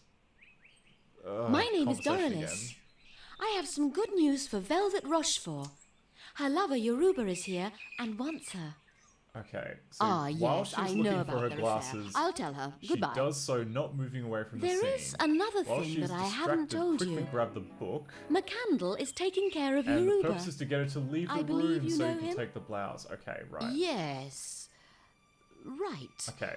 That's So interesting. we were kind of I we were also half there. have Like a we love nicked the book story, while she was like looking for her Velvet's. glasses, but we didn't Ah, then McCandle, try my and love. steal her blouse. He which resists, apparently we needed because he knows for- my love will for exhaust him. reasons. If you make do him we need her drink one of my glasses? potions, That's apparently the I reason why here. will bring you Velvet. If it is a matter of love, I cannot What a refuse. cool game. What a great. Good. What a great Come in then. I am going to prepare a potion. Okay. Seems legit. Please sit down. I am going to prepare that. Okay. Of course. Up there. And where is my old book now? I don't know where your old book is. Could be anywhere. I mean, maybe you should go check somewhere else. That is my friend Octavia. She's very friendly. Her stings do not affect me anymore. Okay. Excuse me, I am going to see if my old book is in the other room. This crew has lots of legs and lots of hair. Spiders crawling on it. Okay. Now to get rid of the spider.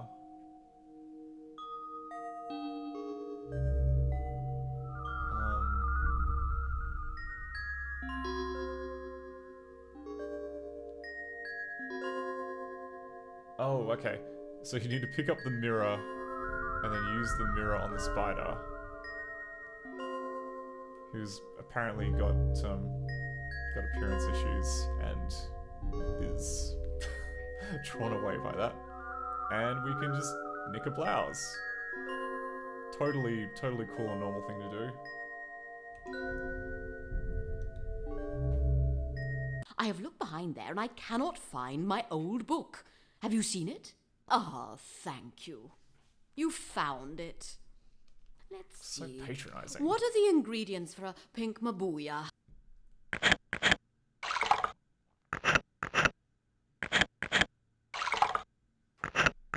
Arrange for McCandle to drink this and bring his glass to me. When you return, Velvet will be here.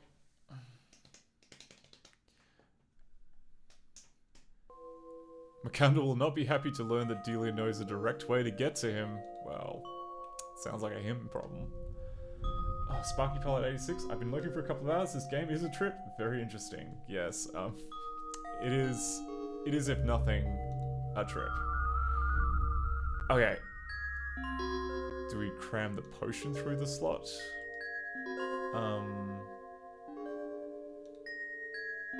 How you doing, Melchior? Still nothing there? Same here. We are counting on you. That's right. Be disappointed. Oh, okay.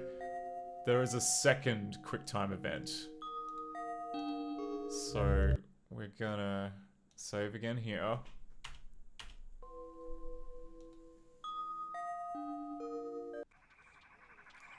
And now, how did you get here? Don't forget that it is Delia's job to know the future. She knows everything. Oh, that woman. It is time for me to get rid of her. Ah, I see you have small payment I requested. I recognize her scent. This piece of silk is perfect. Sit down. Shall we Creepy guy. drink on it? A glass for you, one for me, and another one for the good spirit that protects me. Thank you. But let's not forget Yoruba. He's waiting for you. And then where is he now? He's on the beach with a friend. Well, let's drink to his departure. Okay, well this is definitely a trap, but... Then, won't the spirit drink with us? Will he honour us with the vision of himself?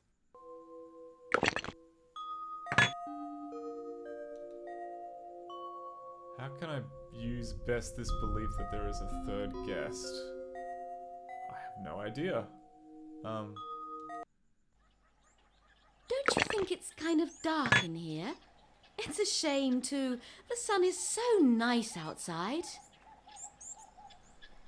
I don't like to appear indiscreet, but I am going to open it for a few moments.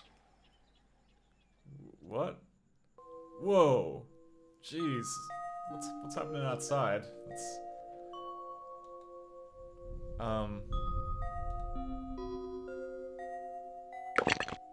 It's kind of not clear what we're trying to avoid doing. Like, are we trying to... Oh, we're trying to... I guess we're trying to poison him? Or, like, give him the creepy love potion? I do not want to fall in love with Delia.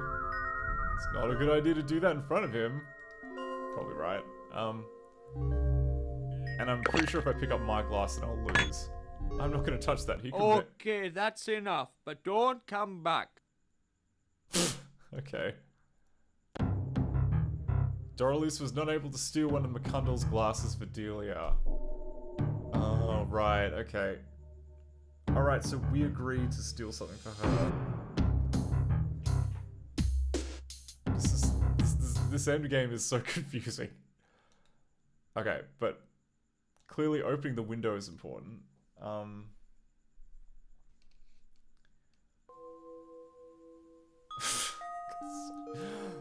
So, okay.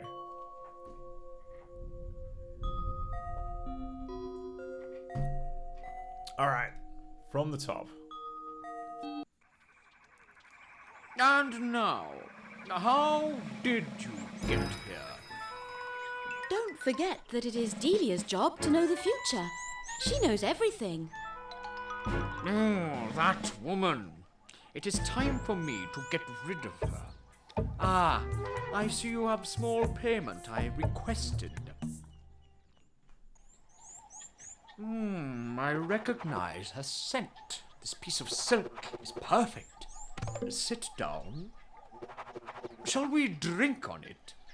Okay. A glass for you, one for me, and another one for the good spirit that protects me. The good spirit. Thank you. But let's not forget Yoruba. He's waiting for you. And then where is he now? He's on the beach with a friend. Well, let's drink to his departure. So, alright, we had a good thing with the window. Don't you think it's kind of dark in here? We definitely want to crack It's a that window shame open. too. The sun is so nice outside. I don't like to appear indiscreet, but I am going to open it for a few moments. Now, the trick that we're meant to do here is we got to ask Melchior for help. Because it's solar powered, it needs the light to work. Then, won't the spirit drink with us? Will he honour us with the vision of himself? Yes, Dora, you need me, or will my image be enough? Yes, it worked. Melchior, thanks for your help. It's a good expression. Now it's yeah. Excellent, he left his glass, but he didn't drink the potion. Alright, so we gotta... Okay, so we're poisoning this guy on behalf of... Are you sure he left? Come back. The spirit has finished its drink and it has left. Drink this. You'll feel better. It was such a liar. We just endless lies. He's too stunned to realise that I am stealing his glass. Mission accomplished. Oh my word. Alright. So we've stitched up a Good. double... You were able to make him drink the potion. I can't wait to see the result. Now you can talk with Velvet. She's here. But who are you? Delia told me that you know where Yoruba is. He's safe on the beach with one of my friends. But tell me, how did you become Mrs. Rochefort de la Prunellière? The plantation belonged to my father. He was a widower, and while still young, suddenly became very ill. About that time, Charlotte came into my life. When my father died, he wanted to marry me. I was so alone and confused, I accepted. He took my father's name and his fortune. Then he brought slaves here. With Yoruba, it was love at first sight. He's so proud, so honest, so kind. We had a child, and Charlotte did not care. Then suddenly, he decided to ship Yoruba's treasure to Europe. The baby is with Salusi the cook. Come! I don't know what you're talking about, Cheese Whiz. This is clearly a completely different voice actor that is Here playing is Velvet. Salusi. She takes care of the baby as if it was hers. Hello, Salusi. Is everything okay here? Yes, the manager is very brutal, but he likes the Manikus. Amilcar, my son, raises them, and I cook them. Amilcar is your son? He told me he lost his mother. And besides, I took care of his Manikou. And you ate it? Yes, it's him. He always makes up things. He told you that so you would like him. Velvet, maybe you should take the baby far from here. What could happen? Isn't he safe here? And what about Jarlath? But he doesn't want to harm Maximin. And Yoruba felt it was his duty to leave with the treasure of his tribe. Okay, go with Yoruba now. He's waiting for you. I'll stay here with Maximin. No, better not. The manager wouldn't like to see you here. Doralice, bad news. It is not Macandal that we have seen on the beach. It's Jarlath. Macandal must be one of his men. He hurried to warn him. Jarlath recognized me. I'm his prisoner again. He told me that he's ready to kill Maximin. It's only a matter of minutes. Doralice, save yourself. Wow, you're not a very good time cop, Melchior. I'm sorry. Like, just... Okay, well, we just had a lot of information just kind of come in at that point. So we were trying to save the kid, and then, like, it turned out they ate the Manikou, which, you know, that's a fun touch. Fun little turnaround there. And then finally Jarlath found Melchior and Yoruba on the beach, and we gotta figure out how to save him. Gotta figure out how to turn this around. Yeah, okay, so this is very close to the end, by the way. We're so close to finishing. We did all that. Now we need to...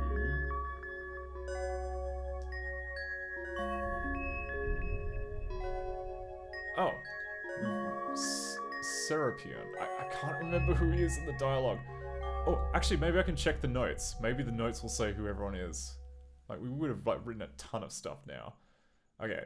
Wake up in the hold of a sailing ship. My head is aching. I don't understand what happened. I discover Yoruba. He's a slave, and he's being held in chains in the hold next to mine. Strange, as though we're no longer in the 20th century.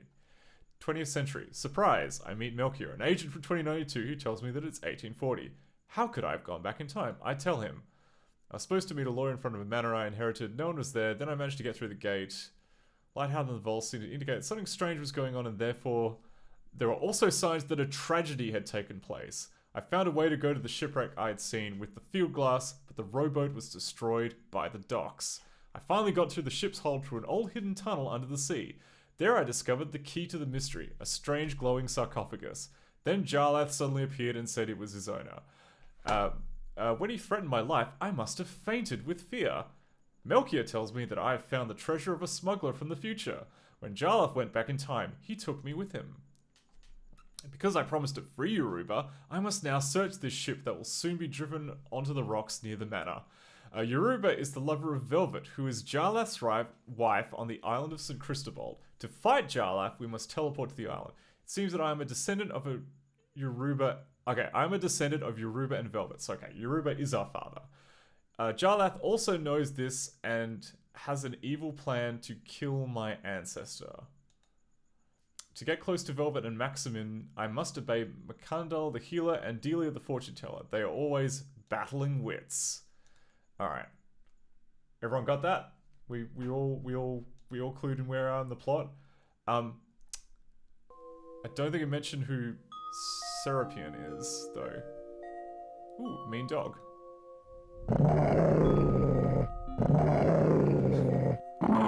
Puppy. Oh, he's just hungry. What have we got that we can give him? Can you chew on Melchior for a bit? It's quite annoying. Okay, we can go to the beach. We can go to Delia's cabin.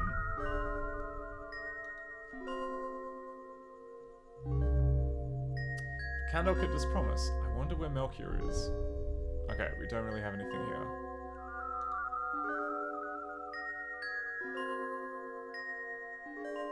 Let's go back here.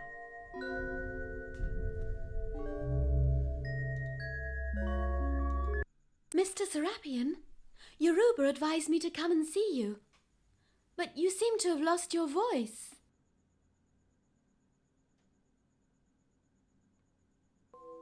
Excellent lost voice acting.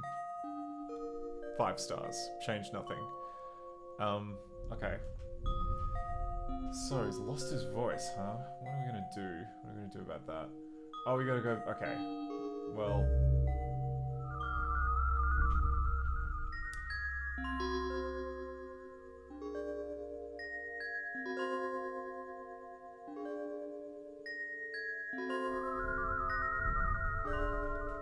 Okay, so we gotta go back to Delia, because Delia should really be doing us a solid after we... Oh, that's you. I was hoping to see Macandal. The potion should be starting to work. Don't bother me anymore. In exchange, I will give you this inverter. It will change anything to its opposite. Huh. So I guess anything to its opposite, huh?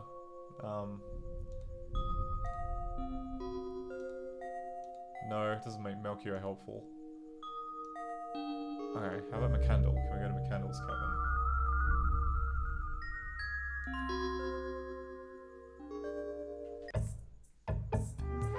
Listen, now that I have helped you, I don't want to be bothered anymore. Yoruba is resting at the village. But I can still do something for you. Here is some Privarol. Your tongue needs some rest. And one last thing. I found a passage from Delia's cabin. It no longer exists. Ha ha! Good luck. Okay. So he shut off a secret passage from Delia's cabin. Anyway, we've got some Bequieter. We of course mix that with the inverter to create a speakable potion. Now we should be able to. Oh wait, okay.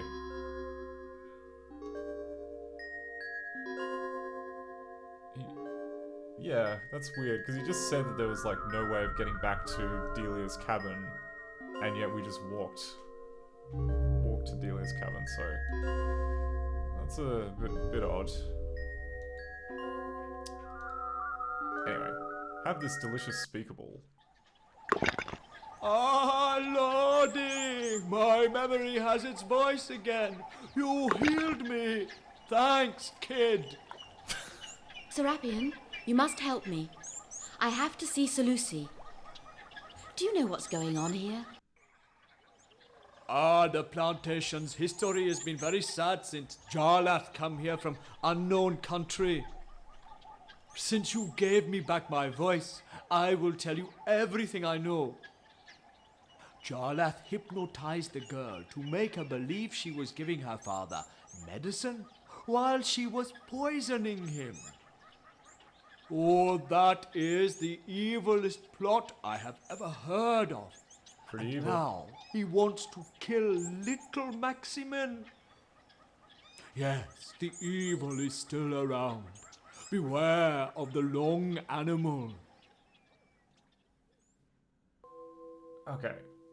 The long animal? What do he mean? What do he mean?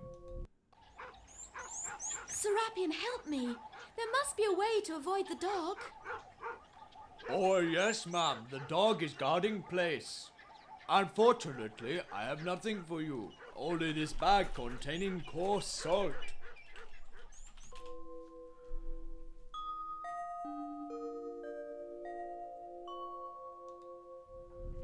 Cheesebus says, it's too bad that they don't have voice credits considering how few people seem to be doing the voices. I wonder if the original French ever had voices.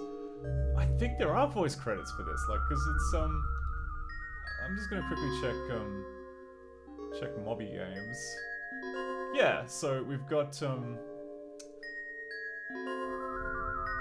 okay, they've got the credits. Mobby Games has got, the actors for the French edition.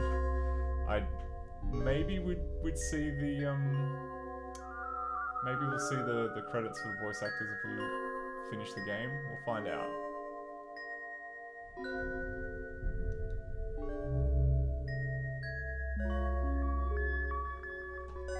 I think they do an okay job. Like I've definitely heard a lot worse in terms of voice acting. Like it's a little corny, but there's nothing wrong with that sometimes. Sometimes that's exactly what we want. Anyway, so we've got some salt, and I don't know. Will this dog like salt? This doesn't seem to be tempting to him. Oh, good thing we've got some of this inverter. And as we all know, the opposite of sodium chloride is a long complex hydrocarbon. That's just science. I don't make the rules. That's just science. But anyway, we can use the sugar on the dog, And look, he's happy now.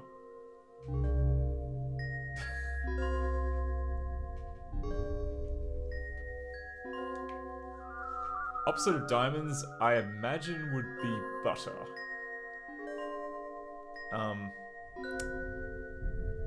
Okay. So we've...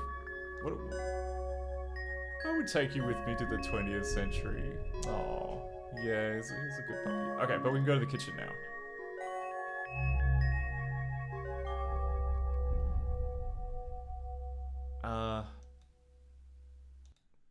Just gonna touch the fire a few times, because why not? Ooh, I might check the walkthrough to see if this is another area which you can screw up.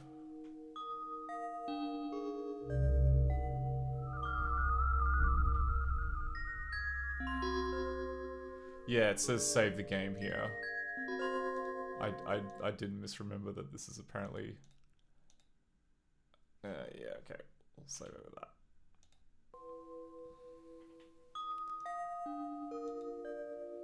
Oh, she has been drugged. Otherwise, Jarlath wouldn't have been able to get close to the baby. The stool went deeper into the ground. Ah, Maximin is in there. But I must be dreaming. There's a snake just lying there in the crib. This is horrible. Maximum is breathing. He sleeps, poor darling. But if he wakes up, he will move, and the snake will bite him. What a horrible fate. Okay, well, we've got to do something about this snake problem pronto. Alright, so we'll take the bag. Nothing strange. It contains vanilla. Can I just use the bag on... Can I look at the crib again? I must find a way to track the snake out of the crib. Can I put... Oh, and there's stuff in the bag. So we've got vanilla and we've got a flower. Can we use vanilla on the embers? Can we use the bag on the embers? Using the bag, I succeeded in taking a few embers.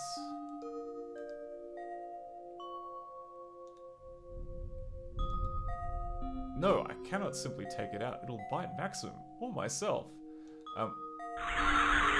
Ah, it worked. The heat from the embers brought the snake out of the crib. Okay, it's done. What am I gonna do now? I must destroy it. It's a snake. Just let it go. It's, you know. Oh, I know what the game wants me to do, but okay. Sorry, I'm gonna. While the snake was roasting in the fire, Jarlath, furious, appeared in front of me. Since you were able to save your great-great-grandfather, I will explain to you the ingenious plot that you wanted to foil. My problem was to rapidly decontaminate the AM-1492 that I had stolen. I had the brilliant idea to hide it in my past, 3,000 years earlier in Egypt. I had to marry the daughter of a rich planter in the Caribbean in order to obtain a ship and hide the treasure under the guise of trading slaves. In this way, it would be hidden from the tide patrols and safe in a sunken ship near a manor I acquired in Europe. Jarlath wanted to get rid of me, and this time without any middleman. I ran straight ahead.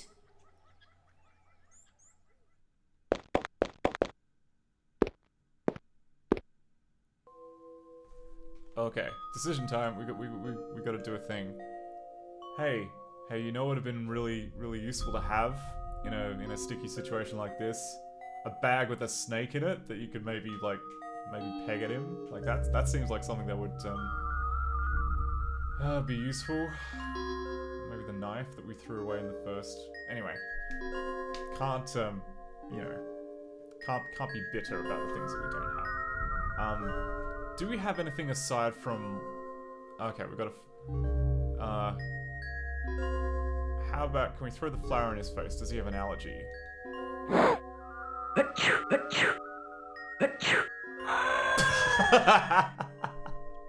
No, come on.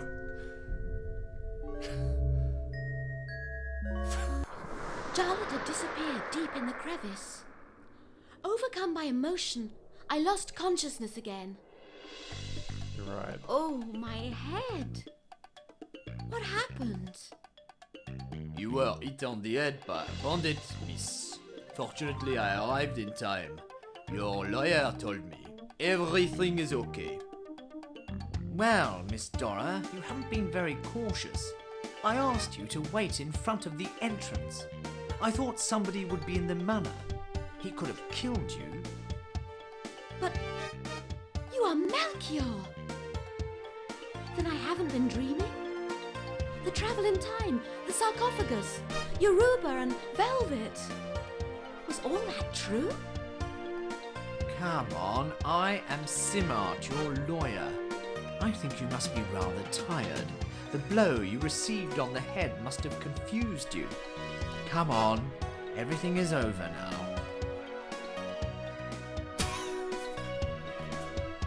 Okay. Okay.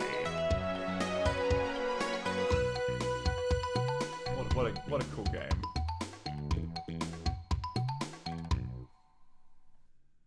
Nice little jaunty ending music.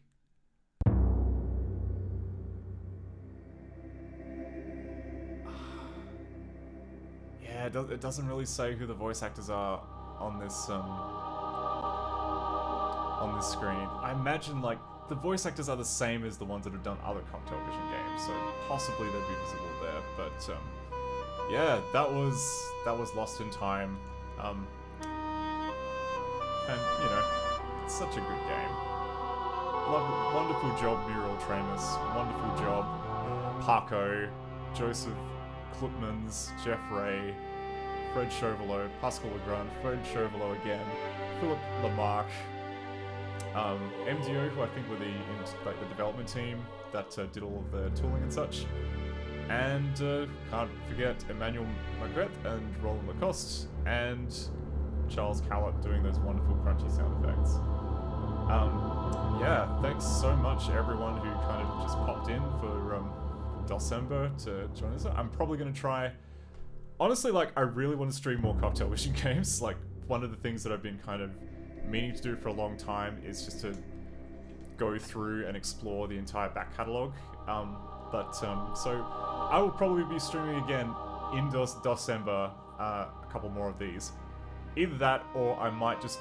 It might be on a different day from my regular Tuesday stream where I kind of do director stuff, but yeah, anyway, thank you so much for watching. I am going to scrub through the big list of December raid targets to see if I can send you on to someone else doing cool things.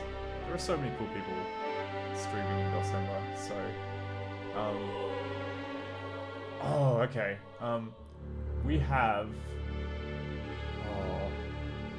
You know what?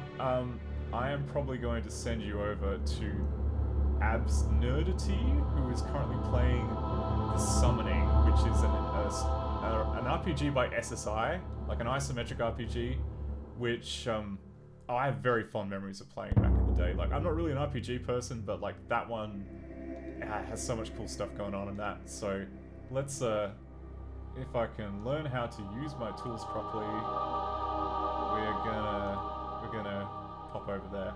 But yeah, this has been super cool. Thank you all once again, and I will see you next time. Let me just hit the raid. I'm never sure if like the tooling is actually working properly, but yeah, excellent. That seems to be good. All right. Okay, take care, everybody. I'll see you next time.